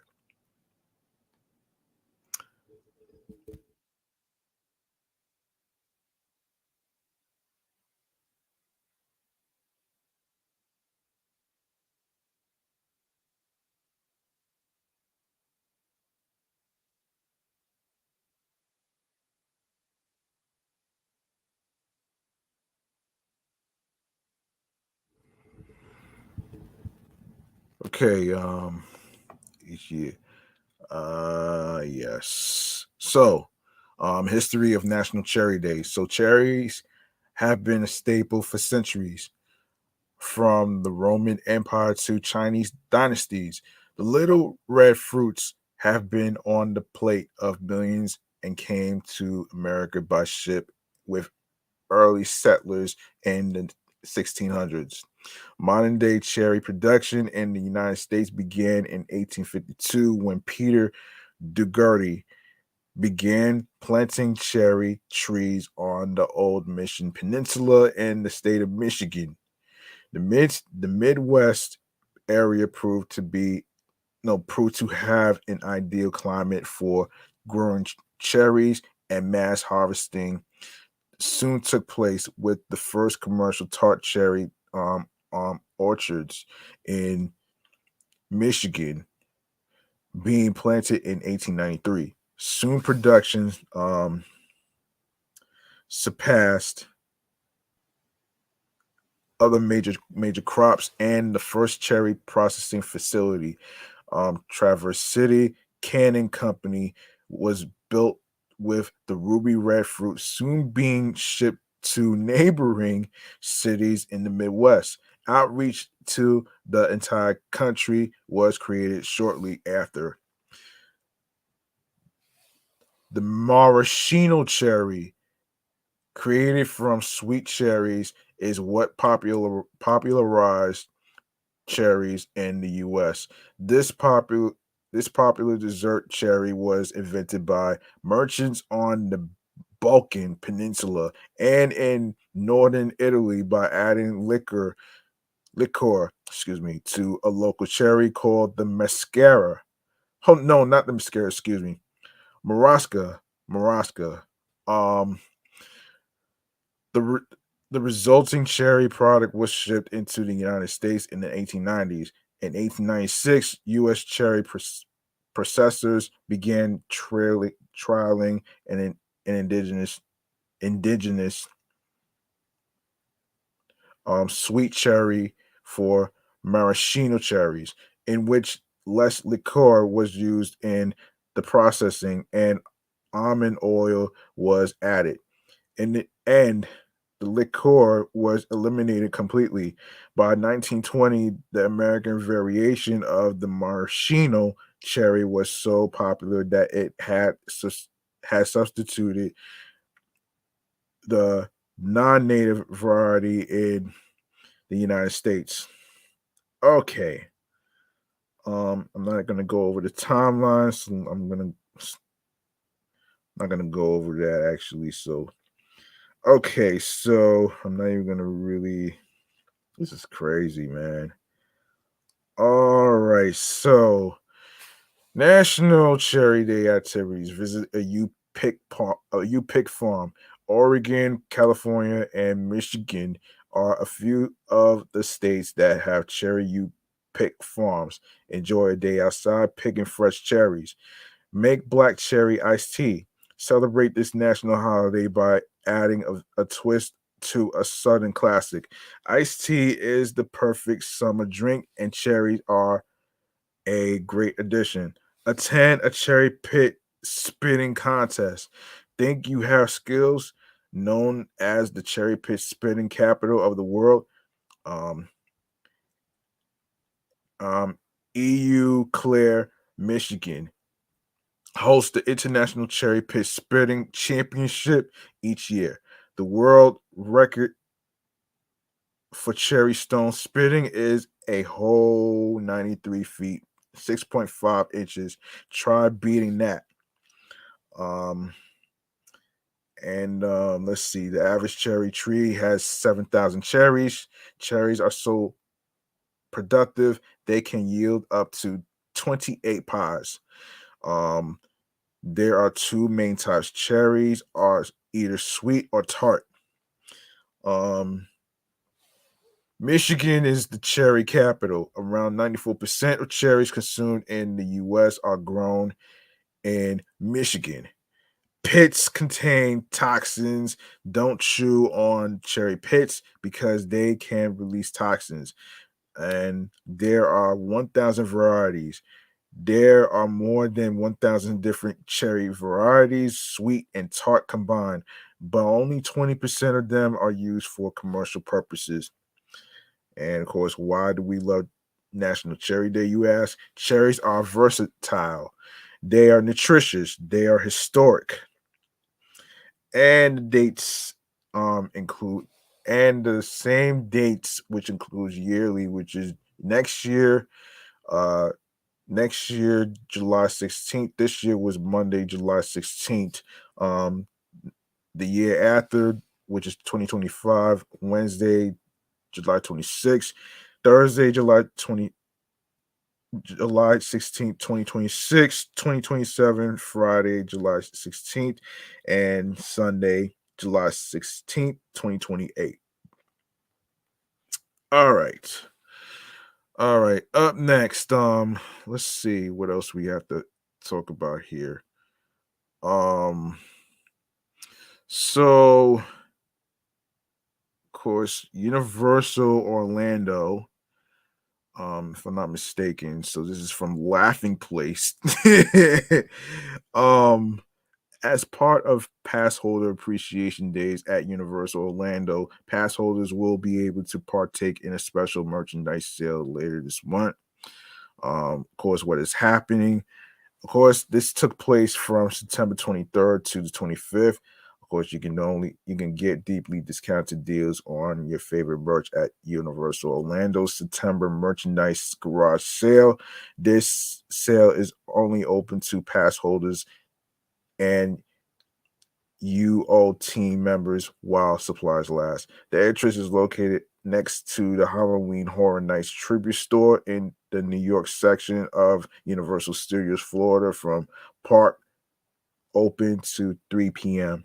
Passover Appreciation Days continues September through September 30th, which already happened, featuring exclusive offers, um, special events, discounts, Passover opportunities, and more.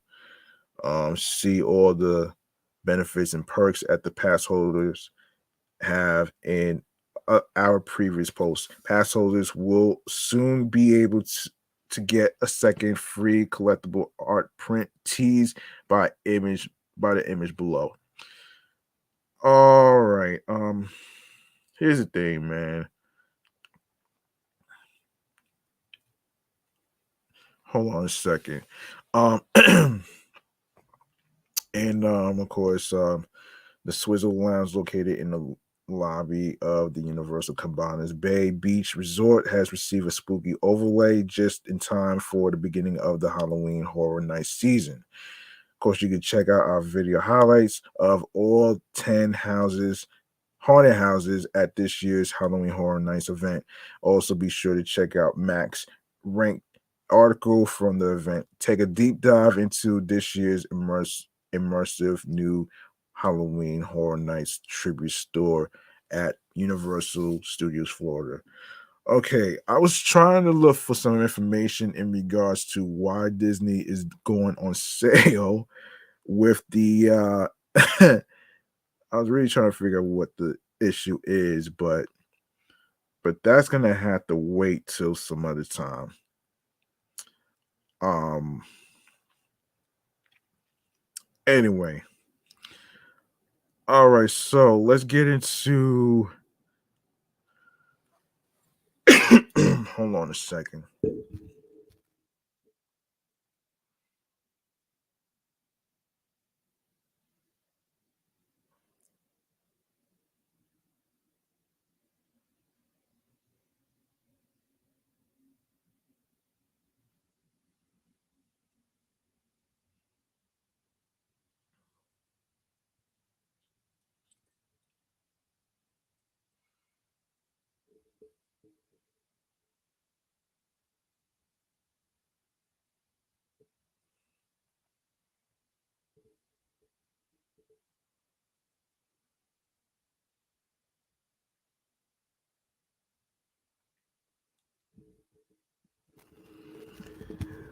Okay, okay, so a street sign in Cleveland has been stolen.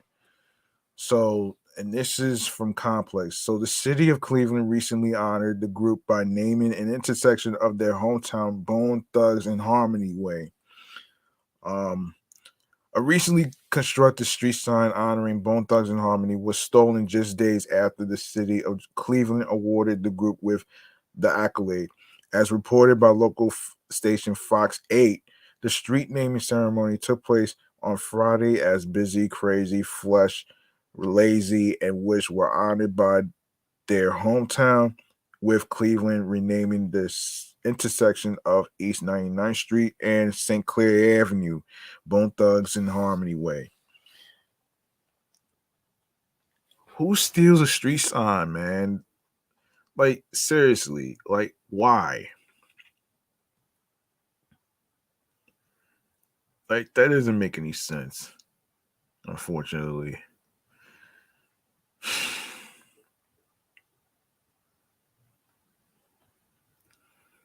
Okay, that don't make no sense. Um, How does that make sense?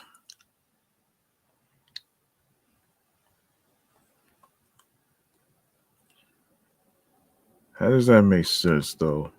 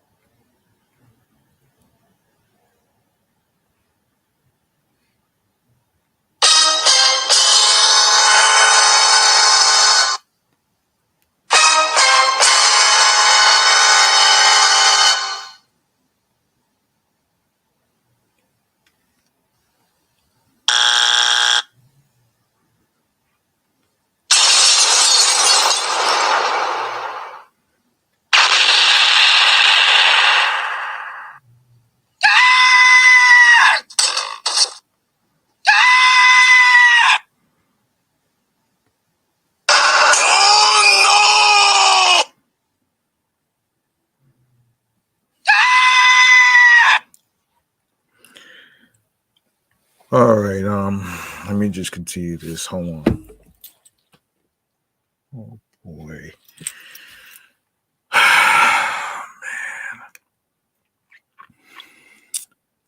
Yeah. So when the news crew returned to the intersection on Sunday, the sign was nowhere to be found. It's unclear when the theft occurred, but police have since launched an investigation into the street sign's whereabouts.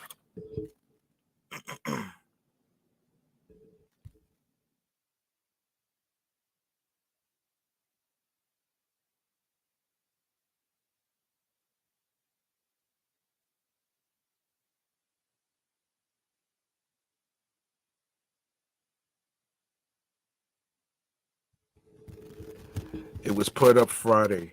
Saturday night, it was just gone. Councilman Kevin Conwell told the local station, "We'll put in for another one. We'll probably have to put special locks on it so it won't get stolen again." Conwell added, "It's gonna be hard to find the people who's got it. Who's got it? People in the neighborhood are shocked, as they should." And Crazy Bone addressed the situation in a conversation with All Hip Hop, though the 50-year-old rapper doesn't sound offended by the incident. "That's Cleveland," he shared.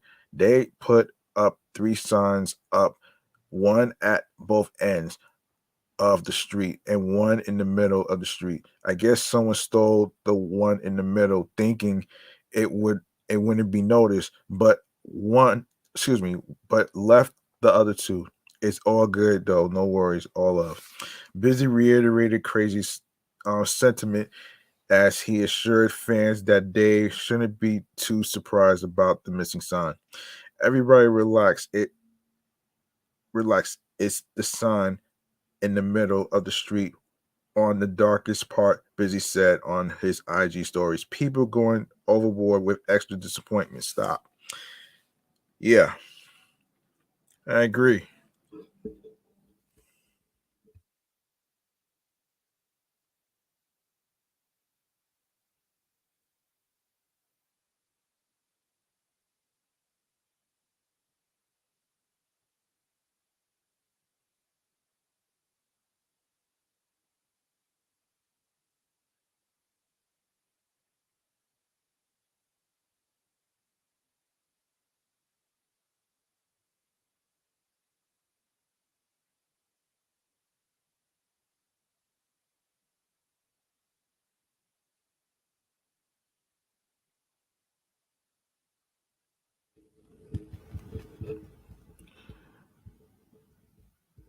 Okay, I wanted to actually do this actually.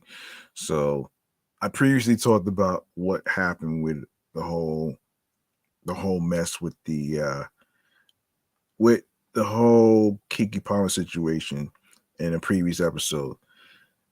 But this one in particular has to do with her being featured in an Usher video. So here's according to people. Um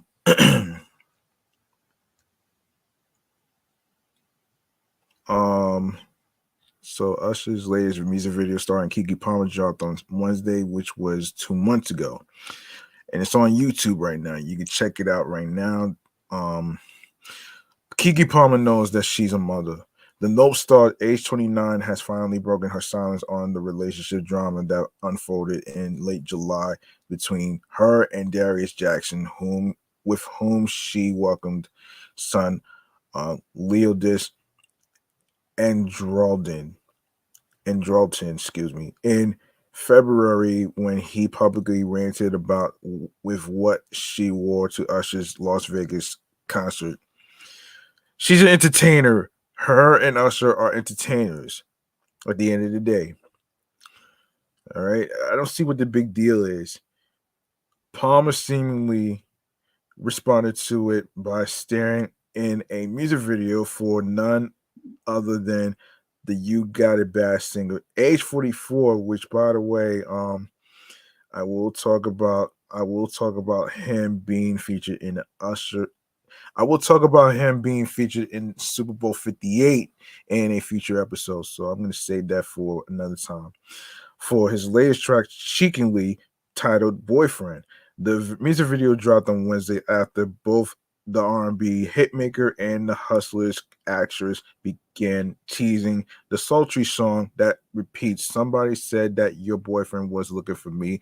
Oh, that's cool on Tuesday. Shit.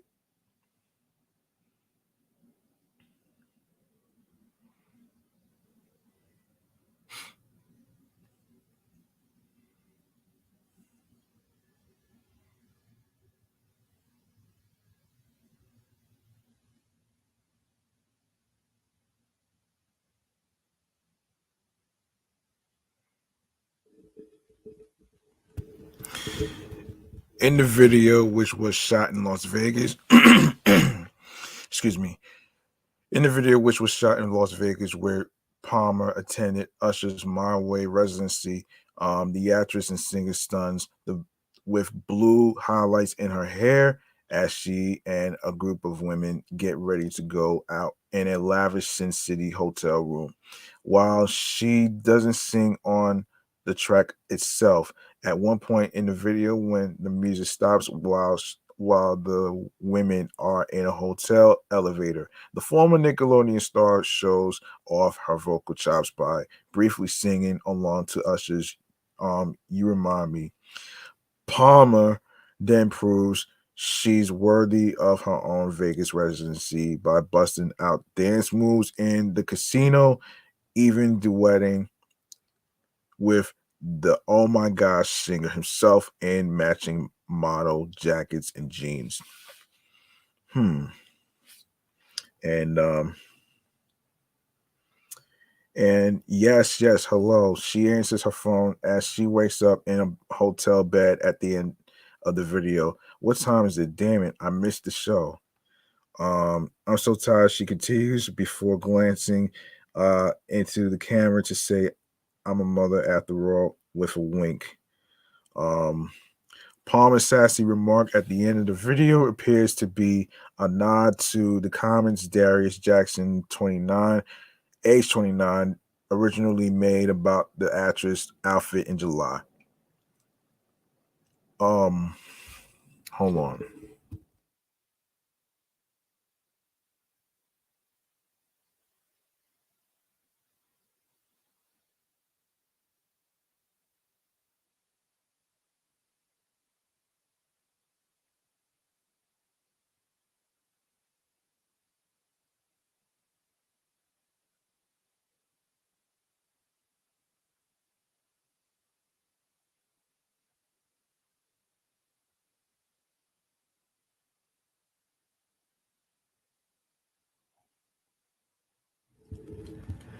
Okay, in a now deleted quote tweet of the former Nickelodeon star who was wearing a sheer dress and dancing with the Love in This Club artist, he wrote, "It's the outfit though, you a mom." After receiving backlash for his comment, he wrote in another since deleted post, "We live in a generation where a man of the family doesn't want the wife and mother to his kids to showcase booty cheeks to please others, and he gets told how much of a hater he is. This is my family and my representation. I have standards and morals to what I believe. I rest my case." Man, he's caught. He's foul for that shit though. Um, he's foul for that shit. The video drops as a source tells people the fitness instructor has moved on. The source added that he's busy focusing on an acting career and would like to put the drama behind him. They also shared that the couple is working on co-parenting their son, saying you don't have to be in the same household to be good parents. Hmm. Well, you could well, that's true. Okay, Bane the Butcher. Bane the Butcher. Okay, so let's get into that right there. So it's from Hip Hop DX. Bane the Butcher has diversified his investments yet again, revealing to his followers that he bought a farm. The plugs the plugs I met rapper took to his um um what is it Twitter page on Sunday, August 13th, to reveal that he'd made the property purchase with an unidentified second party. Chilling. Um, reads the screenshot he shared. Tomorrow we finish up the paperwork on the farm and they sign our percentage. Get ready. And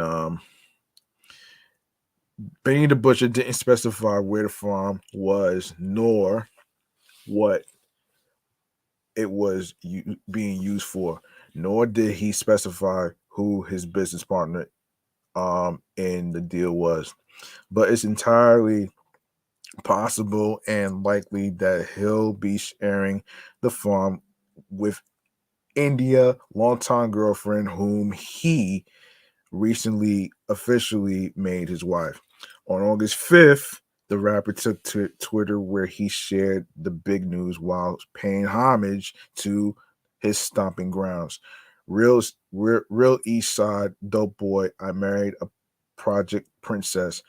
He began. Me and India officially married. The announcement was met with an outpouring of support from fans who flocked to the comment section to show their love. Congrats. Live your life. Just you to ignore the worldly ways, wrote one Twitter user. Congrats, brother. You, may your union be truly blessed. Praying emoji hands. Praying hands emoji. Commented another. Um, though unclear about the specifics, such as um when the nuptials took place. Benny's move to commit long term is certainly a change in pace, considering remarks he made in 2022 in which he suggested a man isn't chasing marriage but money.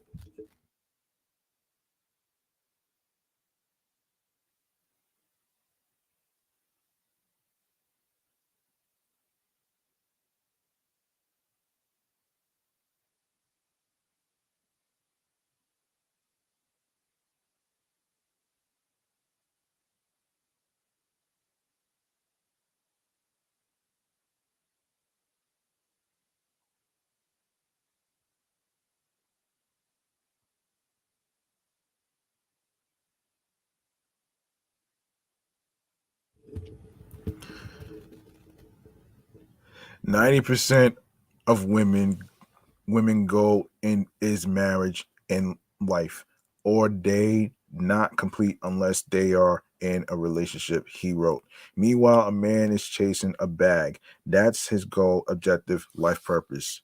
Um, the rapper has much to celebrate.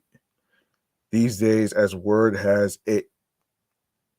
His upcoming project, though delayed, is coming along nicely. Earlier this week, Hit Boy shared a few new details about Benny the Butcher's upcoming project, Everybody Can't Go, which he was recruited to produce. It was it was supposed to come in August, but I think it's getting pushed back. The Grammy winning beatmaker said during an appearance on the Elliott Wilson Experience, posted on August 2nd. I think I got like 9 joints in there, something like that. Cool.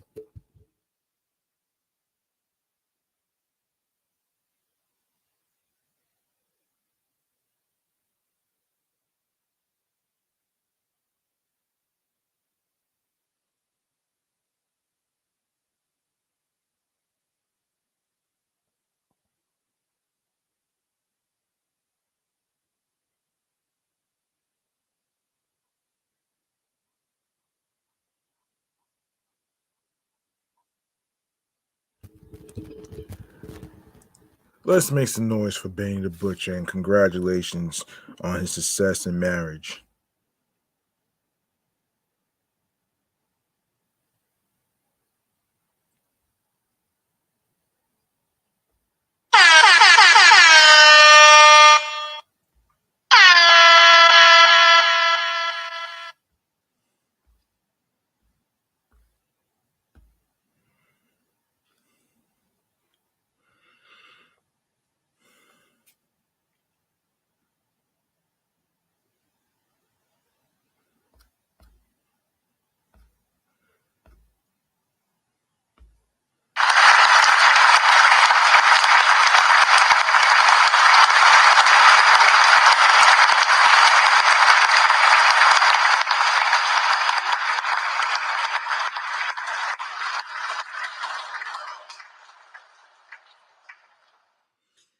Okay, next.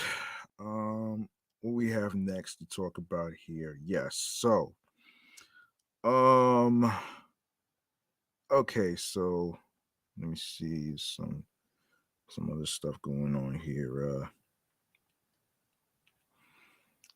So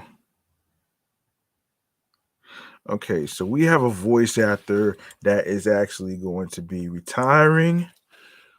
This is from Variety. Um, okay, so Charles Martinet, the iconic voice of Mario for more than 3 decades, is stepping back from recording character voices for Nintendo as he transitions into a new role. Now a Mario ambassador, Martinet, excuse me, will travel the world and interact with fans on behalf of the gaming company. Martinet is not involved in the upcoming Super Mario Brothers Wonder game out October 20th on Nintendo Switch. While Charles is not involved in the game, we're excited to honor his legacy and contributions, including looking ahead to what he'll be doing as a Mario ambassador. Not sure how that works. Um, Nintendo said in a statement to Variety, Martinet is not involved in the upcoming Super Mario. Hold on a second. Hold on a second. Um, so Martinet, excuse me, started at Nintendo in 1991, and his first major performance as the mustachioed plumber it was in 1996's Super Mario 64, the landmark 3D platformer that introduced much of the world to Mario's enthusiastic Italian intonation. Um, intonation. Oh gosh. He credited it for voicing Mario and a handful of other Mushroom Kingdom no, excuse me, adventurers, including Luigi, Wario, and Waluigi in over 150 Nintendo games, bringing to life Mario's unforgettable catchphrases like "Let's go," "Mamma Mia," and "Woohoo." Martinet left his mark on some of Nintendo's biggest properties, including Mario Kart, Super Mario Galaxy, and Mario Party. Martinet even had a brief cameo in this year's the Super Mario Brothers movie, in which Chris Pratt took over as Mario. Charles Martinet has been the original voice of Mario in Nintendo games for a long time, as far back as Super Mario 64. Nintendo of America said in a statement posted to Twitter, Charles is now moving into the brand new role of Mario ambassador. With this transition, he will be stepping back from recording character voices for our games, but he'll continue to travel the world, sharing the joy of Mario and interacting with you all. It has been an honor working with Charles to help bring Mario to life for so many years, and we want to thank and celebrate him. Please keep an eye out for a special video message from Shigeru Miyamoto and Charles himself, which we will post at a future date. Martinet shared Nintendo's statement on his Twitter account. Actually, X is what it's called. Writing my new adventure begins. You are all number one in my heart. Okay, that's pretty dope. That's pretty cool. All right, so um so what the hell is going on with the with the Suicide Squad in the DCU reboot, you ask? Okay, and this is from Screen Rant. Let's see.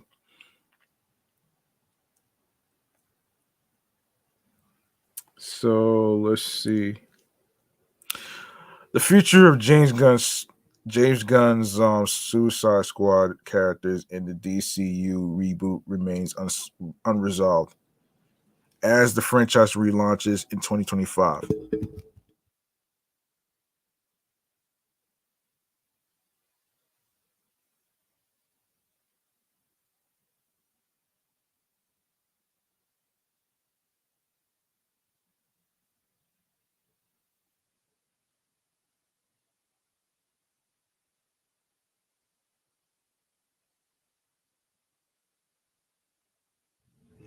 As the franchises relaunches in 2025, new projects and characters being announced. However, there are indications that some of the Suicide Squad characters, such as Harley Quinn, Bloodsport, Ratcatcher 2, and King Shark, could potentially survive the reboot and continue in future DC Universe movies and shows.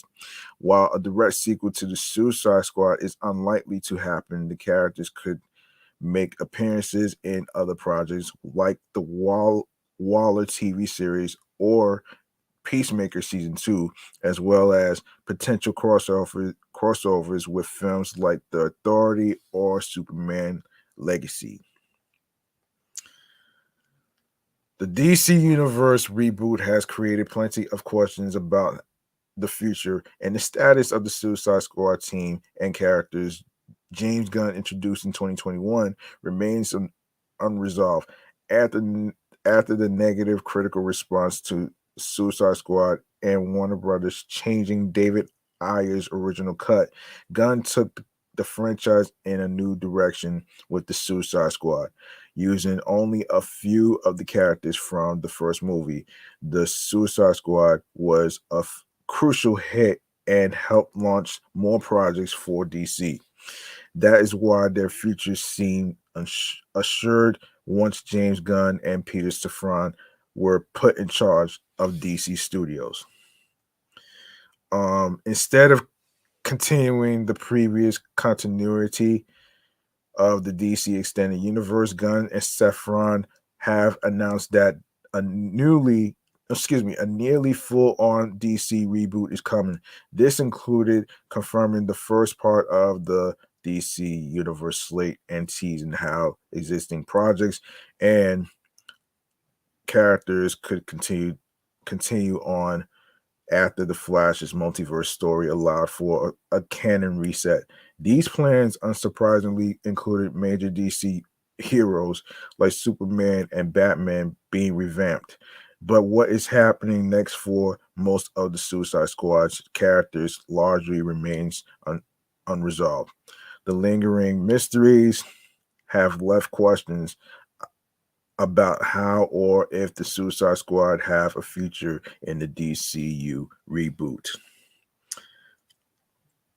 James Gunn and Peter Safran's decision to largely reboot the DC universe came after their collaboration on the Suicide Squad and Peacemaker Season 1 as part of the DCEU, despite their characters popping up in additional projects that helped set up Shazam and the Suicide Squad interacting, and even Superman and Black Adam meeting. They pulled the plug on these plans after taking control of DC Studios.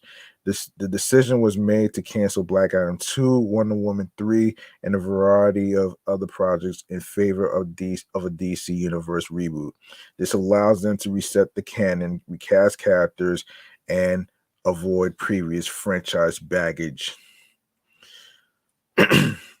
Chapter 1 of the DCU was officially announced in early 2023, but the Suicide Squad characters were almost completely absent from the reboot discussion. The franchise officially relaunches in July 2025 with Superman Legacy, a reboot directed by James Gunn, starring David Corenswet, which I previously discussed in episodes ago, as Superman, and featuring everyone from Lois Lane to Mr. Terrific to Hawkgirl.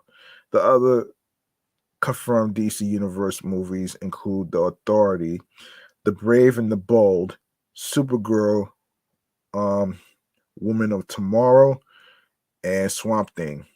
There were also announcements for 5 DC Universe shows: Creature Commandos, Waller, Lanterns, Booster Gold, and Paradise Lost.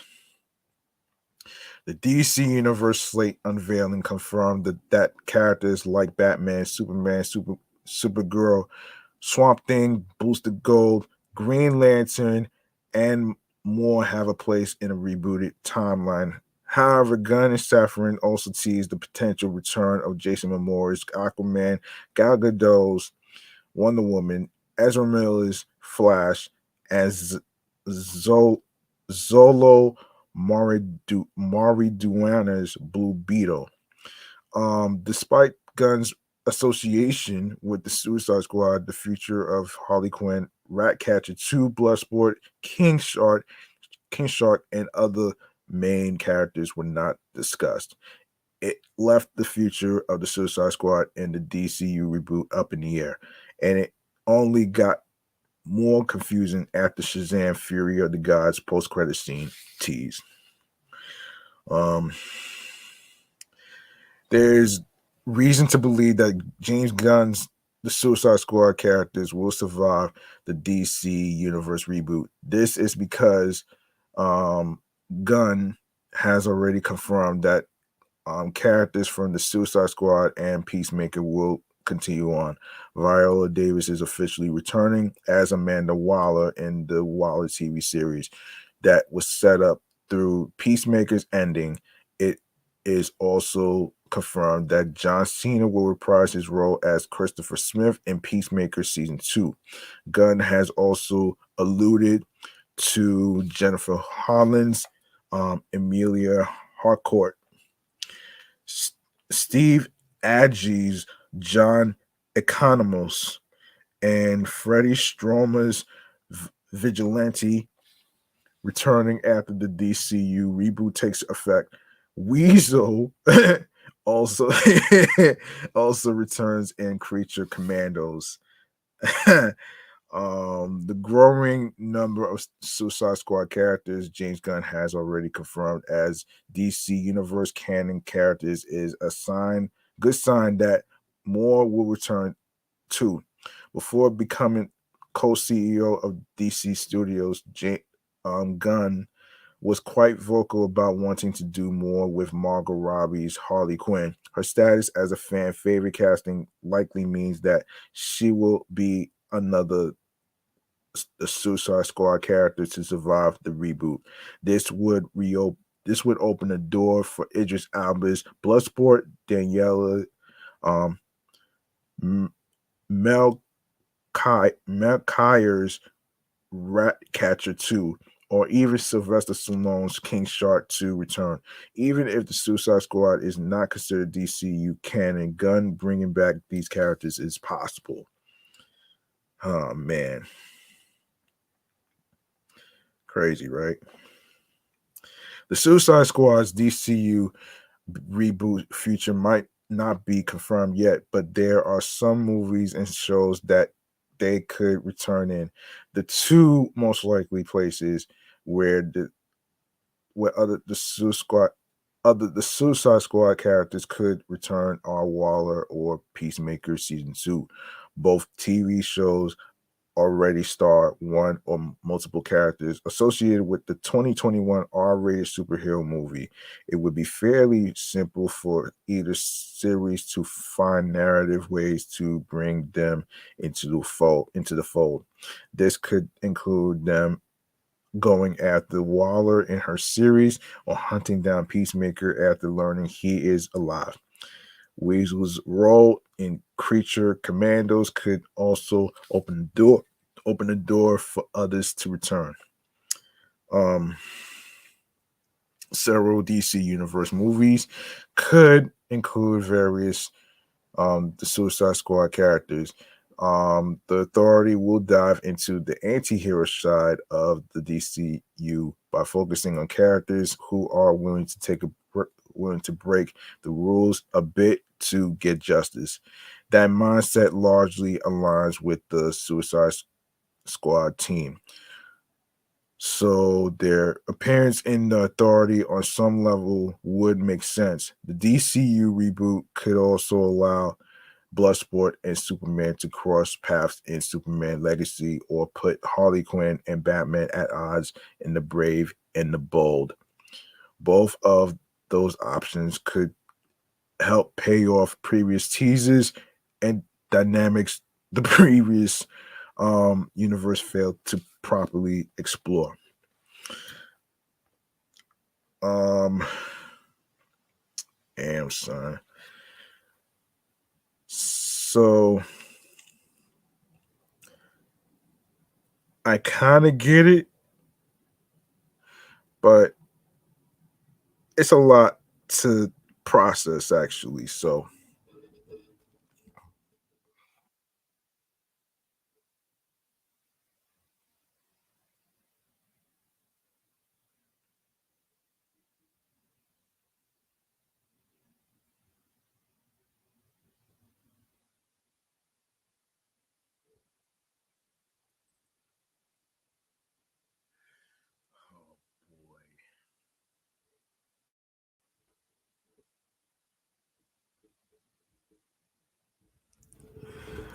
So the DCU reboot might not include the Suicide Squad 2, even if more of the characters return in the new canon. James Gunn bluntly and concisely debunked the idea that the Suicide Squad 2 will happen during an appearance on Michael Rosenbaum's podcast Inside of You in 2023, as he just said no when asked if a sequel movie to the Suicide Squad was going to be made. This is not terribly surprising considering how busy James Gunn is making Superman Legacy and working on a majority of the other announced DC Universe movies and shows. He does not have time to make another Suicide Squad movie right now. There are no plans for the Suicide Squad 2 in the DCU reboot immediately or in the future. The DC villain team has proven to be a popular concept for the studio, but Gunn and Safran have shown no signs of wanting to bring them back to the big screen to headline another movie. Those wanting to see the Suicide Squad characters in the DCU reboot should prepare for them to pop up in various projects instead of a true sequel. If the plan ever does change and the Suicide Squad team members, no team returns, excuse me, for the Suicide Squad 2, it should be expected that a different director would helm the movie. So that's what's going on with the Suicide Squad 2 not happening. So it's not going to happen, folks. Okay, so let's see. Let me see. Yes. I'm gonna talk about the Exorcist believer and and and things to do for the weekend. I'm gonna save cuts and slices NYC for another time because I might not have time to actually get to it. So um I'm gonna yeah, we're gonna get into it right here. We're gonna get into it.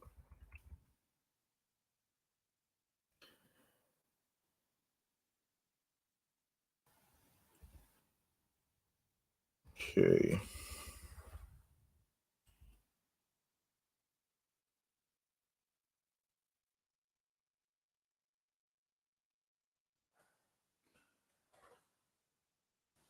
Okay. So The Exorcist Believer took place in first place. How did it do in the box office? I, I got you with the details in the segment that I like to call Movie Man Cave Popcorn. All right. So let's get into it right here.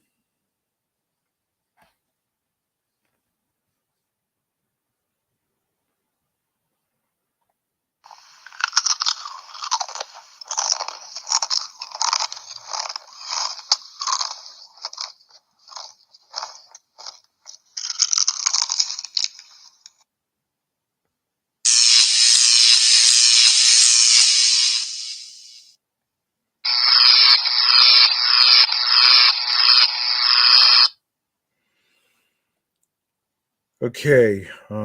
Now we go to the Exorcist Believer that just came out actually. All right. All right. So according to the New York Post, um yes, so it's having supernatural success. The Exorcist Believer, the rated R horror movie, landed in the number one spot at the box office on Friday, its opening night.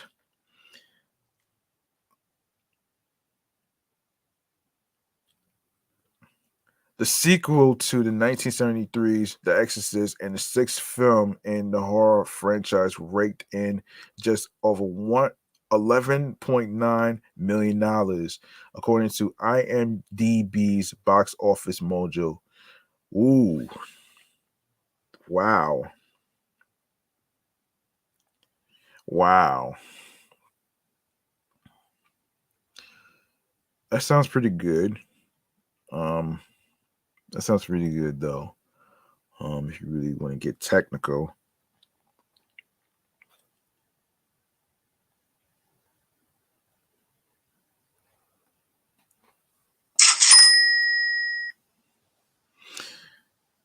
Um, okay. The Post called the slasher flick, which stars um Ellen Burstyn and Linda Blair reprising their roles from the original, a dud and awful. Paw Patrol, the mighty movie, remained in second place with close to $2.9 million in sales. Kim Kardashian, who voiced the character Dolores in the 2021 original, returned for the sequel, and this time was joined by her two eldest children, North and Saint West, who also lent their voices to characters. Hmm.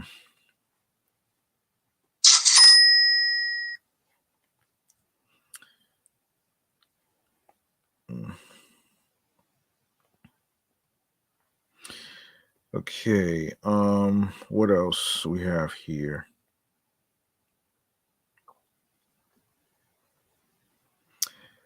Saw 10, which was the first place, which was in first place last week, came in third, earning $2.4 million.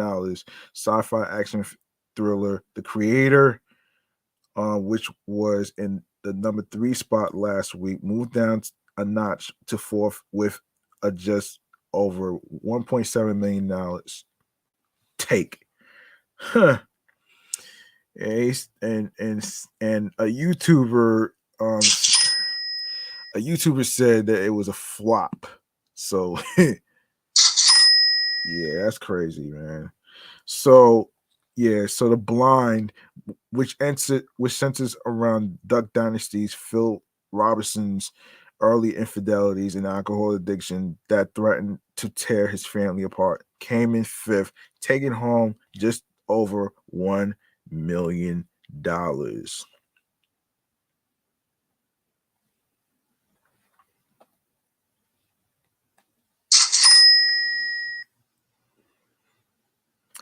And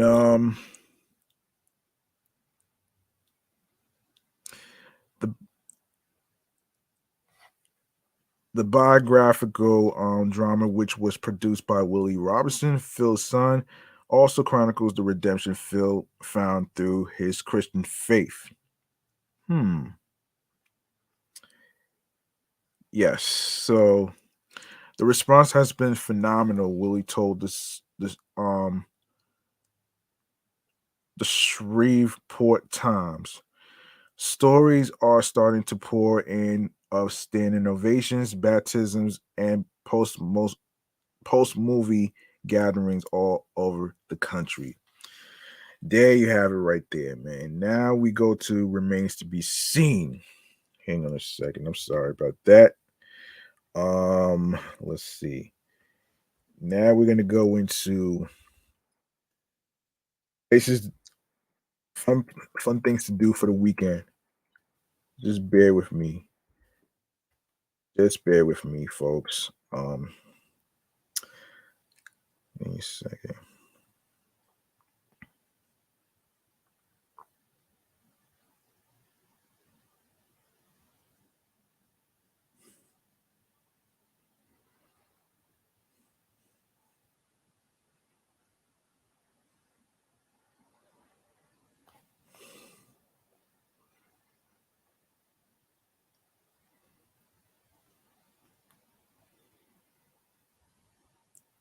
Okay, all right, time for remains to be seen. All right. This is where I tell you about some fun activities to do for the weekend. That's fun. Um and the week included too. So here it is. Here it is. Remains to be seen, kids. Get it? Remains to be seen. There is a ice skating rink that takes place in Brooklyn, and which is in Brooklyn Bridge Park, which is the place that I went to years ago. Actually, I'm actually familiar with that place. Actually, so according to AMNY, get ready to lace up your skates this winter as the first ever ice rink is set to open in Brooklyn Bridge Park next month, of course. Glide at Brooklyn Bridge Park will debut at the Emily Warren Roebling Plaza on November 15th, giving skaters a chance to slide across the ice under the Brooklyn Bridge while taking in the iconic views of the Manhattan skyline. Um, the new rink comes as a partnership between BSE Global, the parent company of Barclays Center, and the Brooklyn Nets, and the sports management firm IMG. Um, Together, the two companies teamed up with Brooklyn Bridge Park Corporation to create the new ice rink. That shit is fucking dope. I'm pretty sure a lot of people will enjoy this shit though, which they hope will be a popular destination for both New Yorkers and tourists from around the world. Ice skating, besides the Brooklyn Bridge, has been part of the plan since before park construction began in 2008, and we're thrilled to see this coming to life, providing long-awaited winter recreation against a beautiful and historic backdrop, said Eric Landau, the president of Brooklyn Bridge Park.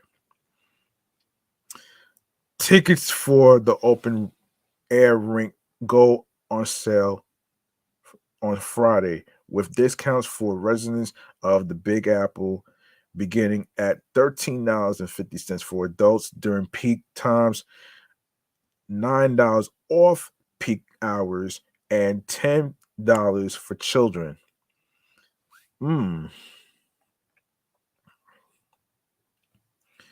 That sounds like fun.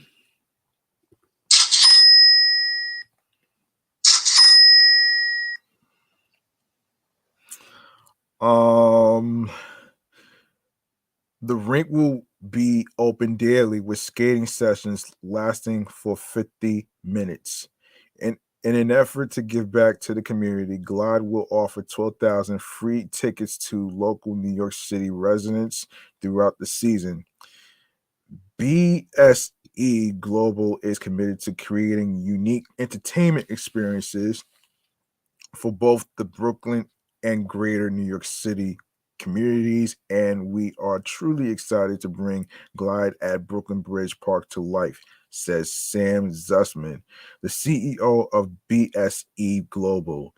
We'd like to thank the Brooklyn Bridge Park for believing in our shared vision with IMG to create a fun, family-friendly winter activity in one of the city's most picturesque and beloved parks.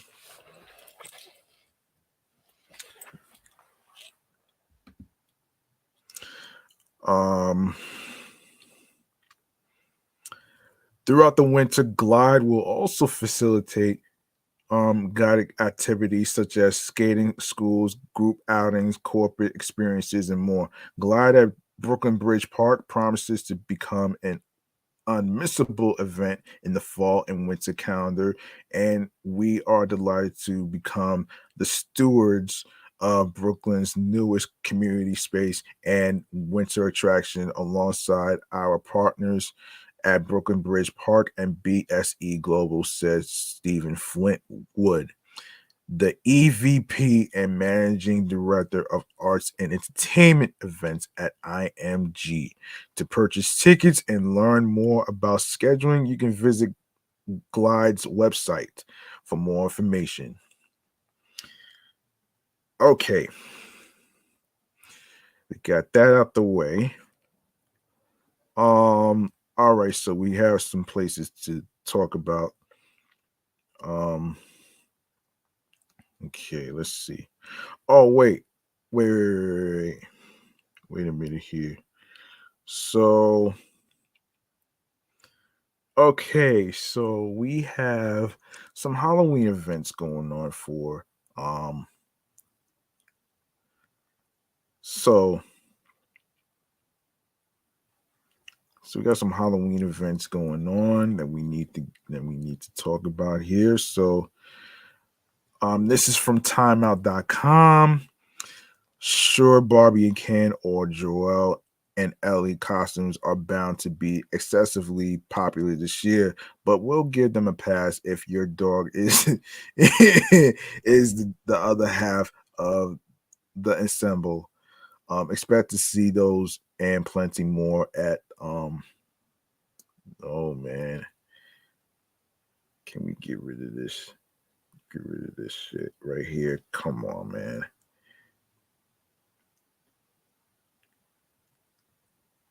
Can we just get rid of this right now? Hold on a second.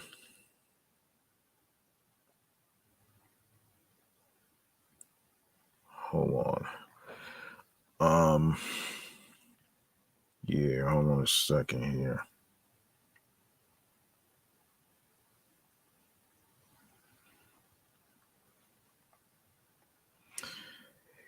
Yeah,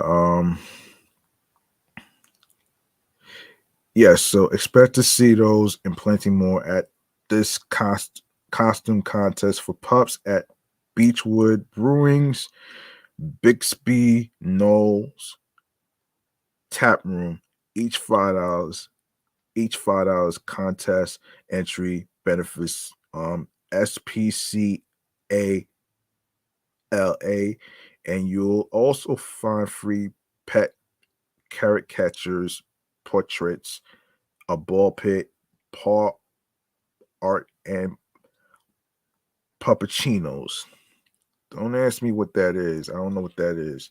Anyway, so you can go to spcalcala.com for more information, and the address for Beechwood Brewing Bixby Knowles Tap Room is 3630 Atlantic Avenue, Long Beach 90807. Price is free. Contest entry is $5, and opening hours is noon to 5 p.m. Okay, and we have. Let me see. Let me see. I'm gonna pick some random stuff actually, so just bear with me. Um, let me see. So, okay, so here it is.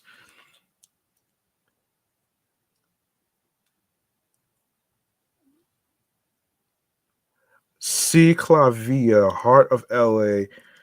C Clavia's October 15th ride just might be its most impressive one yet. The bike friendly event will create um nearly 8 miles of car free streets, including along Figueroa and Broadway and DTLA and Chinatown, along First and Central in Little Tokyo in the Arts District, and then across the 6th Street Bridge and toward First in Boyle Heights.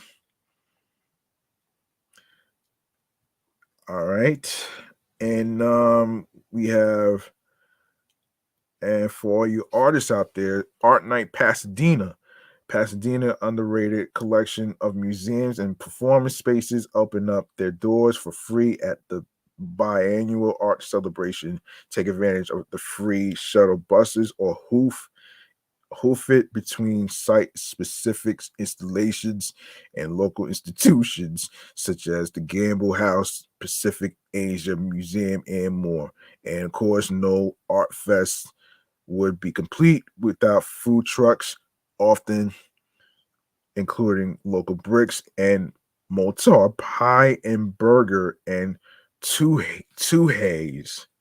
Yum. Um, Cinema Cemetery.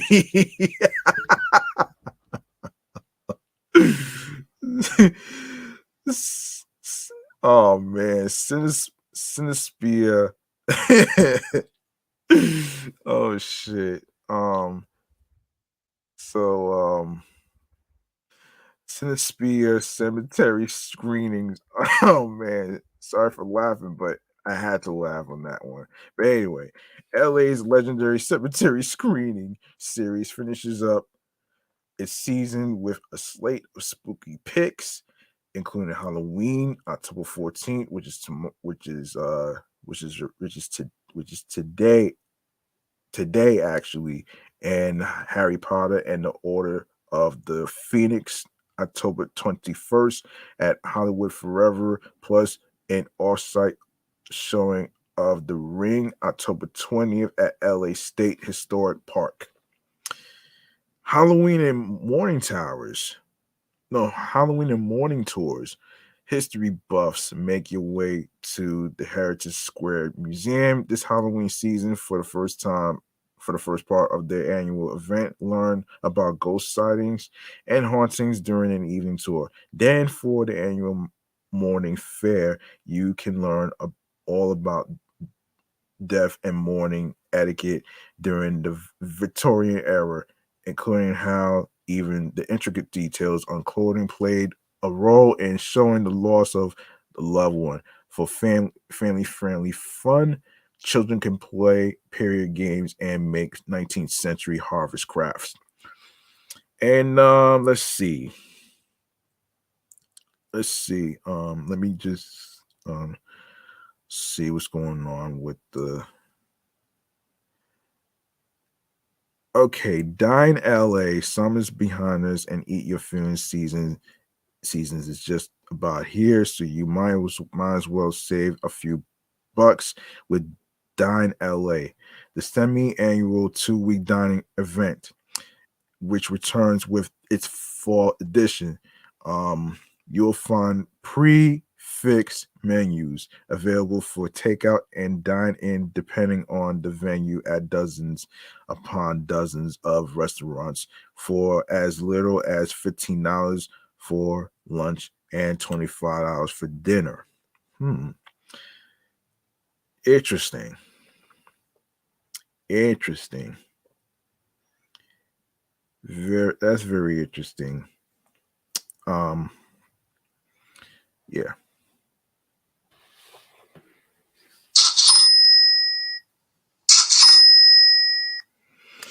All right. Okay. So we got the Lula Cafe Cookbook Author event for you chefs out there, which takes place. Yeah. Let me see. So October 15th. That's a Sunday, and Afterlife. Um, October 14th.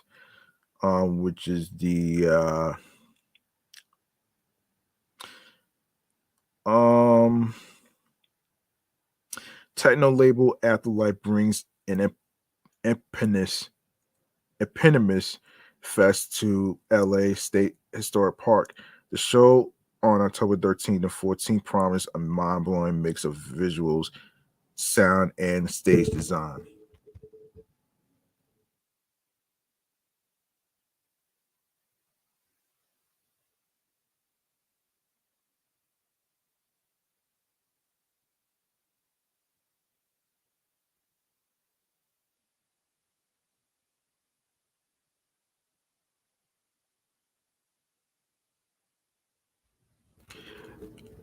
Tale of Us will close out the evening on both nights. Friday night's lineup includes RG, Kevin D. V. Rees, um, Joya Karma, and M. Rack presents We Don't Follow the Solo Project from Tale of Us co-founder Carmine Conte. Saturday includes um Audrey Adriatique, Cassian, Layla Benitez, and Enema presents Genesis by Tale of Us co-founder Matteo Malari. All right, and I already mentioned this shit too. Um, all right, so we have Screenfest Horror Film Festival, which takes place October 19th. See what's cutting edge in the world of horror with a bloody good selection of indie flicks invading the Chinese theater this October. All right, now on to New York. on to New York. Hold on a second. Hold on a second. Oktoberfest. I did see this. Hold up a second. Wait. Now on to New York. So we have Oktoberfest that's going down actually. So Oktoberfest. Um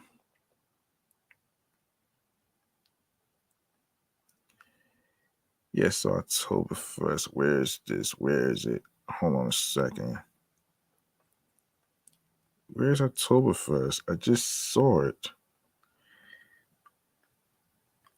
Yeah, there's so many Oktoberfest that's going on actually. So let me just see.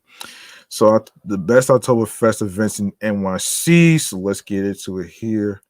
Um, okay, so Oktoberfest at Black Forest in Brooklyn, which is on the weekends through October 21st.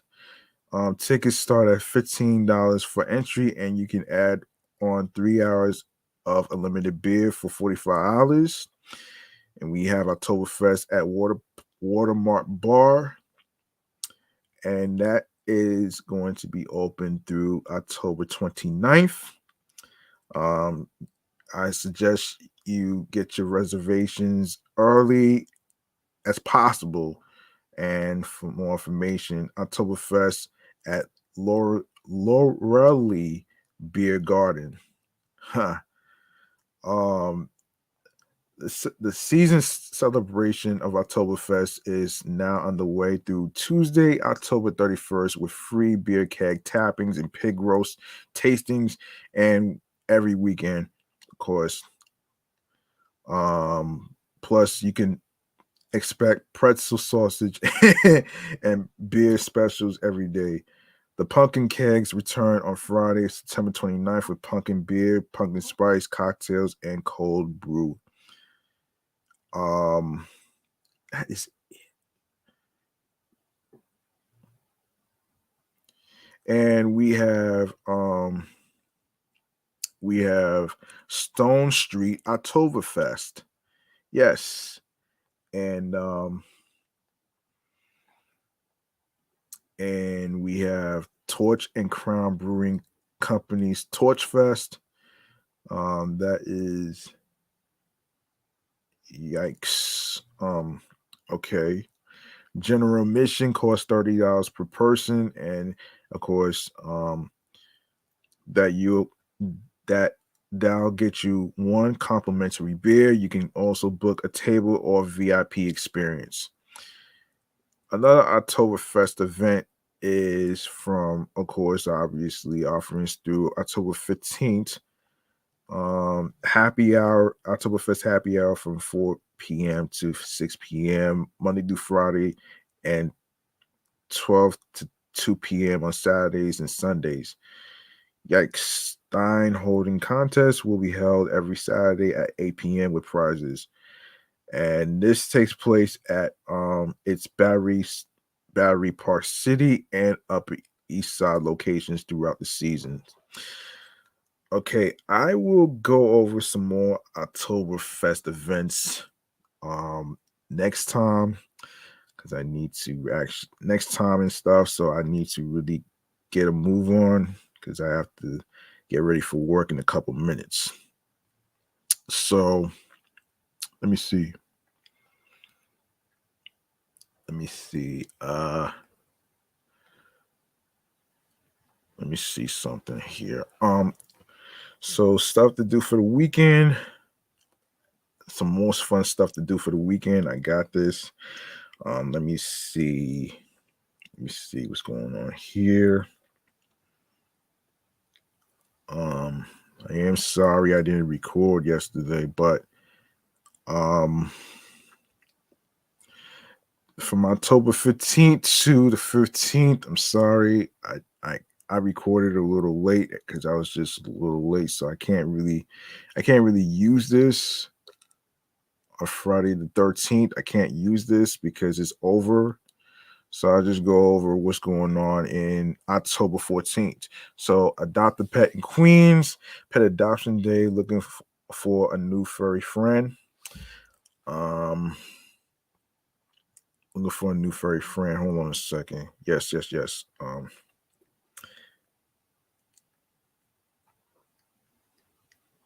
Damn it.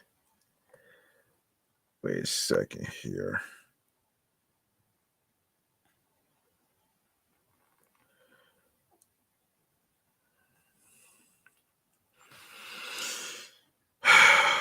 Boy, I'm sorry.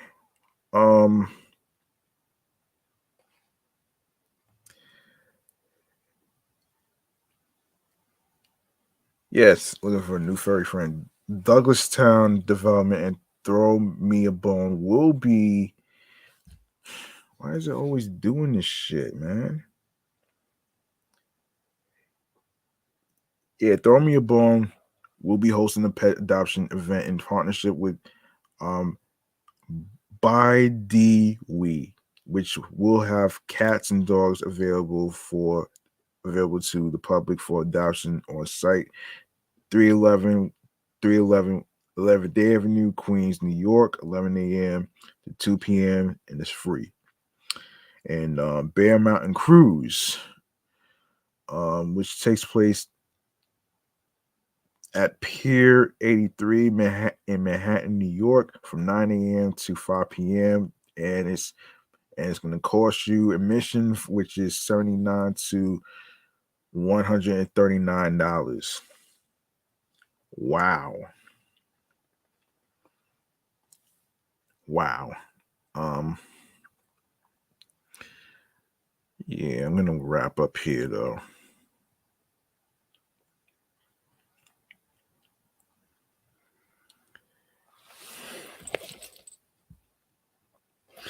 Yeah, I'm gonna wrap up here.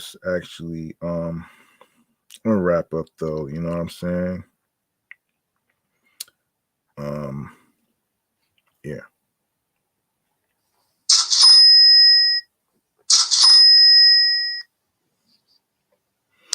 Okay.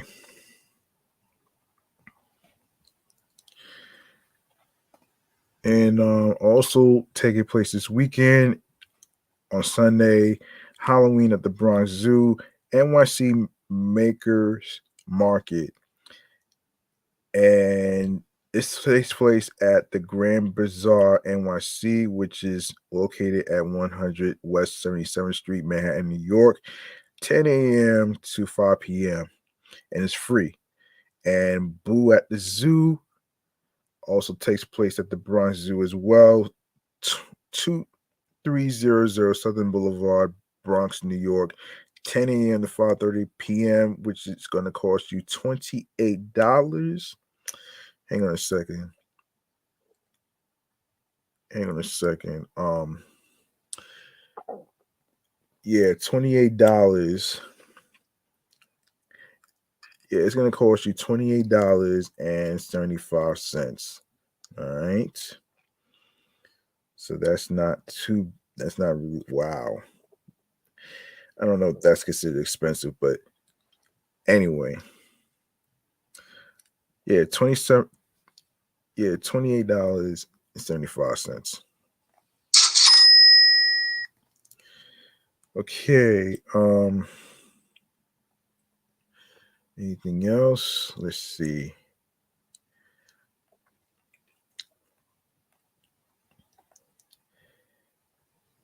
Anything else?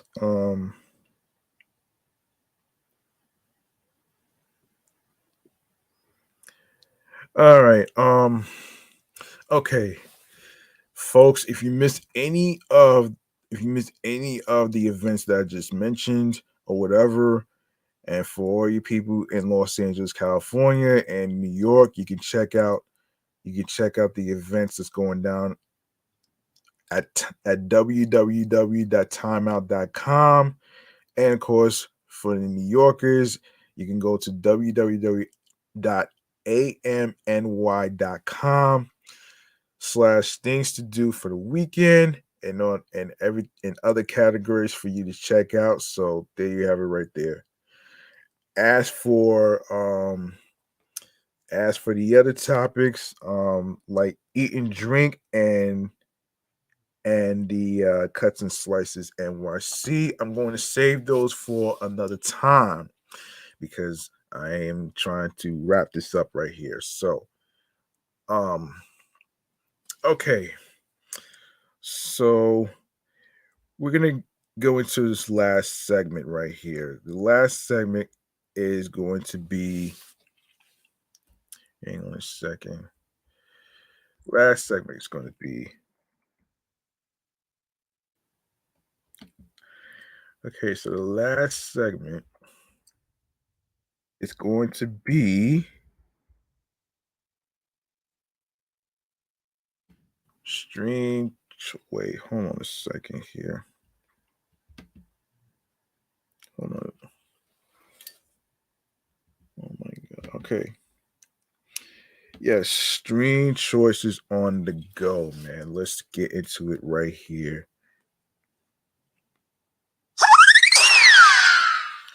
All right. Please make sure you follow the podcast on Facebook, Threads, and of course alongside with Instagram and alongside with the other podcast shows that I do on Instagram as well. So, which includes Excellent Fun Vibrant Talks podcast, my sports platform, my review show, Meticulous Vibe Juice podcast, as well as my New York Avenue podcast.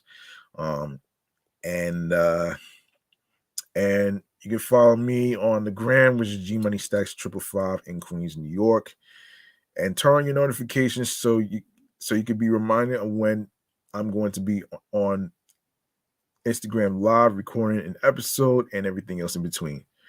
And speaking of which, let's get into the link in the bio on the gram right here. When you go to the link in bio, you're gonna see a whole bunch of audio streaming platforms and things things to watch on YouTube and all that other stuff. And of course, you could download on to your iPhones, your Android phones, iPads, Android tablets, and laptops. So, starting with Odyssey, Audible, Audioburst, Amazon Music, Breaker, Bullhorn FM, Castbox FM, Deezer, Listen Notes.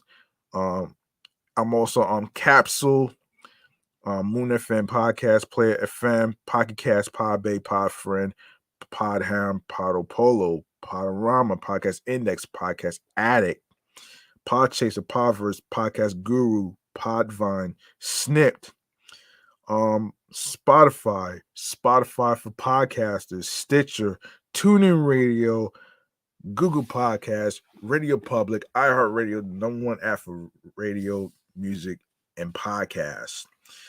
You don't need a credit card or debit card to download iHeartRadio and the rest of the apps. All right, hold on a sec.